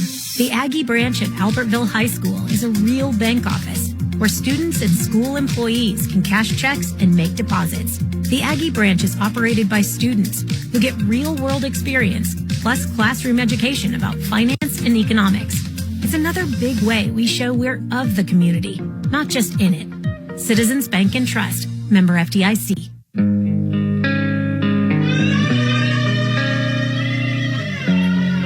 ARAB scoring update. Yeah, 4 plays, 34 yards later. Loden, goes in from 10 yards out. Extra point, no good. The Arabian Knights recapture the lead with 1:18 left to go in the ball game. Knights lead the Aggies 18-14. You know what? I haven't seen Cooper Scott in a while. I don't know if he was injured earlier, but I don't think I've seen him at all in the second half. Aggies, they have a timeout. They have time. They've got speed in the receiver core. It could happen. High kick, short kick, returnable. Did he call a fair catch? He did. Gotcha. He called a fair Saved catch. some time at least. It took 1 second off the clock. What did he do that for? All right, so they're going to start on the 21-yard line. You got to have a touchdown. 3 points doesn't help, so you got to have a touchdown with the 1:17 left. Gee, that where they just kind of look like the option that they've been running, and then they run that receiver out here, kind of an out route, and then he just loops up the sidelines. They've been able to hit it once for a big play. They've missed it a couple of times. Boy, sure would be nice to hit him on the wheel route in stride this time here along the near boundary. Yeah, keep your eye on Kobe Watson for that one. You got Dez and Kobe Watson wide right side, Sweat left, first down. Back to pass, Zuniga. Looks, throws right side. Dez is there. Dez is there. Incomplete through his hands at the 36-yard line. Incomplete. 2nd and 10. That was a beautiful pass. Dez here along the near boundary. He had gotten behind the defender. Defender could not catch him, and Dez able to lay that out, and the ball goes right through his hands at the Arabian Night 40-yard line. A big play right there could have been for the Aggies. That's a tough pass for Dez to catch, looking over your shoulder. Man, that's tough. Yeah. All right, so 2nd and 10, 21-yard line, 1:11 left in the game. 2 receivers right side. Sweat there. CJ rolls, flags are down. I think one of the receivers jumped. Incomplete pass to Dez. I believe one of the Aggie receivers jumped. Let's see if that's the call. I think you had an inside slot receiver that was moving at the time of the snap. So, was Cooper Scott injured earlier on? We haven't seen him really in the second half. Yeah, I don't know, guys. I'll try to get down there and see if he's under the injury team. Yeah, looking for zero on the sideline. I'm not sure what happened. An illegal shift, Barry. Undoubtedly, we didn't have enough players, and I think we got a sideline warning on Coach Roughton too. So, hey, that's a second warning. Is that not a penalty? Yeah, if it is, it should be a penalty. At least he may have been just telling him to back up. All right, so it's 5 against Albertville. Backs it up to 2nd and 15 with 1:03 left. Aggies have to go 84 yards to win this game. 18-14. Arab scored just seconds ago to retake the lead. 1:03 left. 2 men right side, 2 to the left. CJ drops back. Has time. Throws it deep right side. Intercepted. Flags are down. He's going to return it to the 30, to the 20, to the 20. Flags are everywhere. I'm wondering if this one's going to be pass interference because the outside receiver was trying to come back to the middle of the field, and he was grabbed by an Arabian Night, and this guy comes in and throws the flag as the ball is intercepted. So I'm wondering if that's pass interference from where the he grabbed him a little bit as the safety came across and made the pick. But I'm thinking that the referee here along the near side saw pass interference. Yeah, that looks like they're pointing over there. There was a lot of them were on the return, but that first one, you're right, was talking about the time when the pass was intercepted. So really it was talking about the time before anybody had a chance to block in the back or do anything on the return. It happened about the time the ball was picked. Yes. And it may be against Arab. Let's see if that's a call. That is huge. If not, that pretty much wraps it up for Arab. But if it's against Arab, Aggies have new life. Yeah, Coach Roughton is absolutely shaking his head. Barry, I think we're going to get pass interference. Yeah. As I said, the Arabian Night defender grabbed the Albertville receiver coming across. They're going to get defensive holding. That is the call. And that's the right call. I mean, and I know the Arabian Night fans in front of me think that this is a horrible call, but the cornerback for the Arabian Knights grabbed the Albertville wide receiver while the ball was in the air. And that's the right call. The ball was picked off because the receiver had no way of getting to the ball. It wasn't that there was a bad pass, but CJ, the receiver, was held and couldn't get back to the ball. So you go from the 21. They should move it to the. They're not going to mark it off? No, it's first down. So Albertville gets their full. Well, hold on. They're going to mark it. It should be on the 36-yard line. Yeah. Is it 15 or is it first down? Should be first down, but that's the right call. Yards? I mean, the Arabian Night defender held the Albertville receiver while the ball was in the air. And then afterwards, like you said, all the other penalties came from the Arabian Knights, trying to block for their guy. All right. But I know the Arabian Knight fans in front of me are upset, but that is the correct call. All right, 50 seconds left. The ball moves to the Albertville 31-yard line, so now you're 69 yards away. So it's first, they got to move the chains, though. They haven't reset the chains. Are they saying it was not enough for a first? What are they showing? Well, they got the ball spotted at the 31. The chains are just barely across the 31. I'm wondering if it's going to be like second down in inches. It should be first because we had a 1st and 10, 5-yard penalty, 1st and 15. This 15 should make it first down. It should be 15-yard penalty, which is what they're showing, but they still haven't moved the chains. Now they're moving it back. No. It was first and second 15 or whatever? Yeah. 1st and 15. And we get the 10-yard penalty for holding, so now it's 1st and 5. So here we go. All right, so it's going to be second and 5. Yeah. 50 seconds left. So now Aggies have another chance. 2 men left side, 2 to the right. CJ drops back, has time, steps up, throws it right side, incomplete through the receiver's hands. It would have been enough for a first down, but I believe you're going to have a holding call in Albertville anyway. Yeah. One of the offensive linemen trying to push a defender up the field so that CJ can tuck underneath that block. A little bit too many hands of the jersey. And Kyle Rutton, once they talk to him, Coach Rudin across the way is going to say, back him up on the hold. So it goes from 2nd and 5 to where the flag is on the 21. Make it 2nd and 15 again. Yeah. So it's going to take somebody busting some coverage and just falling down and the receiver getting behind him now. What blows my mind, Keith, is that the Arabian Knights seem to be playing. I know they're playing like a loose man, but gosh, they're still rushing 4. I mean, maybe they're playing an umbrella. I don't know what they're doing, but that man-to-man coverage would make me nervous with the speed we got out there. Aggies are burning their last time out with 42.5 to go at second down. They mark it off back to the 16-yard line. So it's 2nd and 15. Aggies trail 18-14. Aggies had the lead 14-12. They had the ball, and they were running the clock out basically.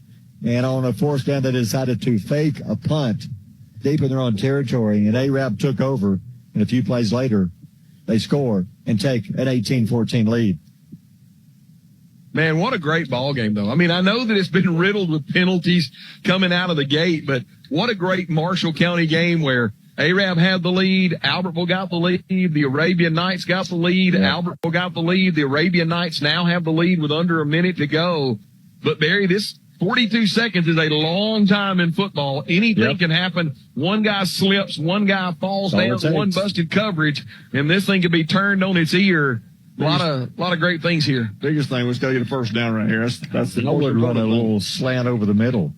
With the speed we've got, you get in the right place. Here we go. All right, no more timeout for Albertville. 2nd and 15. CJ drops back, has time, no pressure at all. Throws it deep down the middle. Got him complete. Midfield, first down. Sweat makes the catch. Goes down, first down at midfield with 35 seconds. It kind of came out of the back of the plate down the far hash mark, skinny post, like Barry said. He's able to hit him in stride in on Arab's side of midfield right now. Bring it to the line. They're going to give him the 48-yard line. First down, back to pass. Nope, they stop everything. He spiked it. They Yeah, snapped it back to see what happened. Oh, there we go. If you call it a spike, 29.6 to go. 2nd and 10. Clock stop. You're on the 48-yard line. You need maybe a little 10-yard pass here. Little pass, a little slant out of bounds. Another one, then throw one to the end zone. And because here's the thing, you got some good basketball players out there. Wide receiver for Albertville. These guys can jump. Yeah, we've got speed. We've got some guys that go and make a play. It's just trying to beat the defense right now. Here we go, the 2nd and 10 for the Arab 48-yard line. 2 receivers right side. 29 seconds left. Aggies down before. CJ. Got to hurry. Play clock winding down. Dez in motion to the left side. Got man-to-man coverage here on the right. Sweat also in motion left side. Play clock at 10, 9, 8, 7, 6, the snap. CJ, play action. No, reverse. Back to CJ. CJ looks left side, down the side. There's Kobe Watson. He overthrew him. He was open at the 7-yard line. CJ led him about 2 yards too deep. with 22 seconds left. Oh, my gosh. They underneath handoff. That was then kind of a reverse. That was a pitch back to the quarterback. They had gotten that wheel route that we talked about coming right at you, Keith, down the near bound or down the far boundary, and just overthrew him by a couple of yards. Yeah, it's there. It's just we got to connect on it. He's throwing the ball. Tell you what, CJ's arm has gotten stronger since last year. He's overthrown these guys 2 or 3 yards, but maybe he's just kind of trying to find that zone, that timing.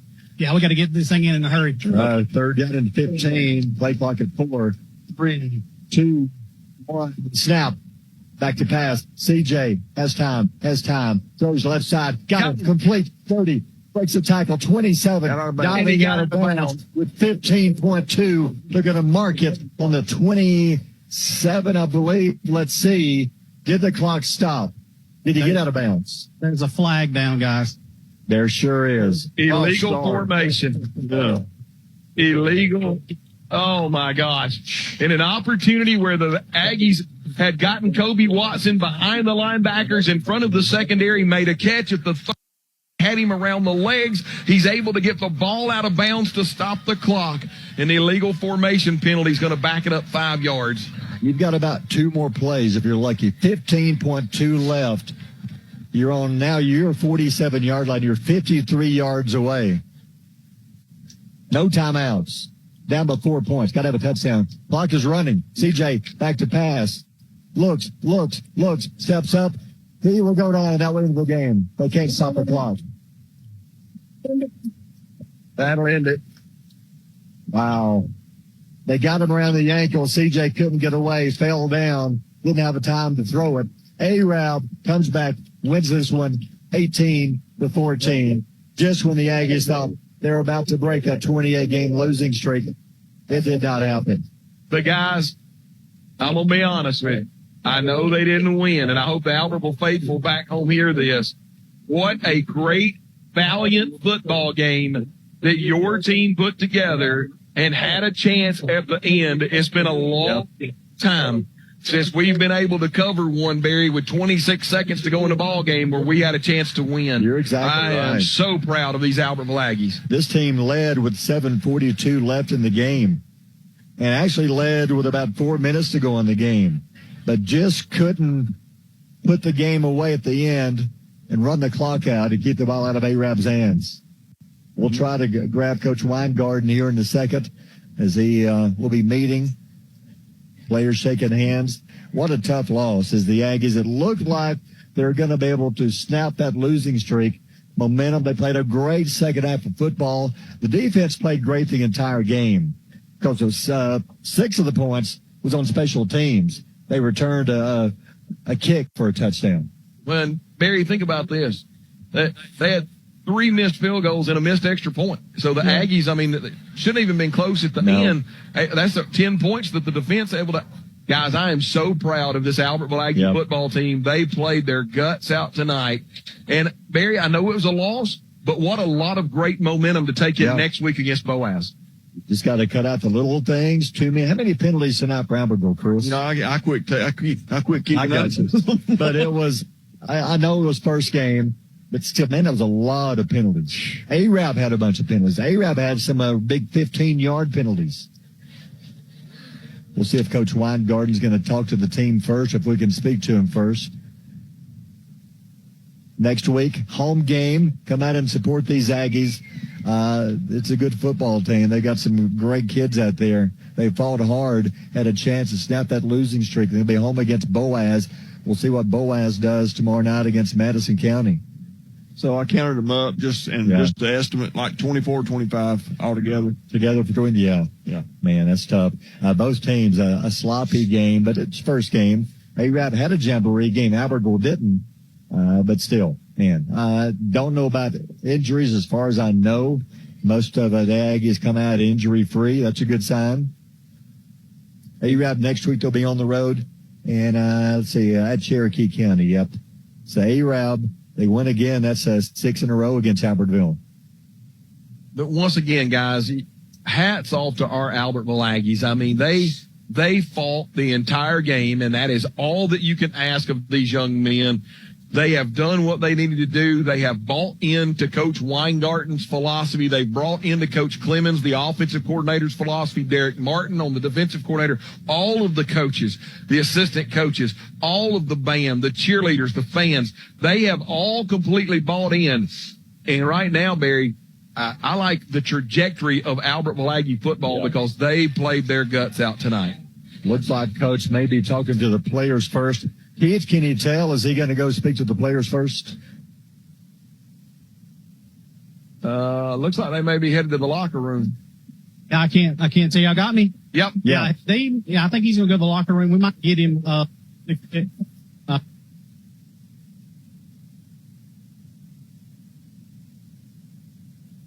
Okay, let's see if Coach has got a second here. Keith following Coach Weingarten. See if he has a second.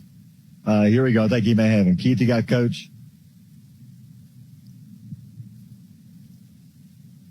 I think he's checking to see if he's going to. Here we go. Coach, guys played really, really hard. Tough one right there against an Arab team that played really hard too. It's just one of those Marshall County rivalry games. Proud of the guys' effort. A lot of mistakes here and there, especially in the first half. What'd you see from your team tonight? I thought I saw an unbelievable fight from our kids. That loss is on me. I made some, we're playing aggressive, try to win the game, and probably shouldn't have faked the punt there. But we're playing to win. We get it. We run the clock out and the game's over. We told the kids we're going to play that way from the start. So I'm proud of our kids. We've got great kids at Albertville, and they fought their guts out. So we'll get better from this for sure. Coach, appreciate your time. We'll see you next week. All right, thank you.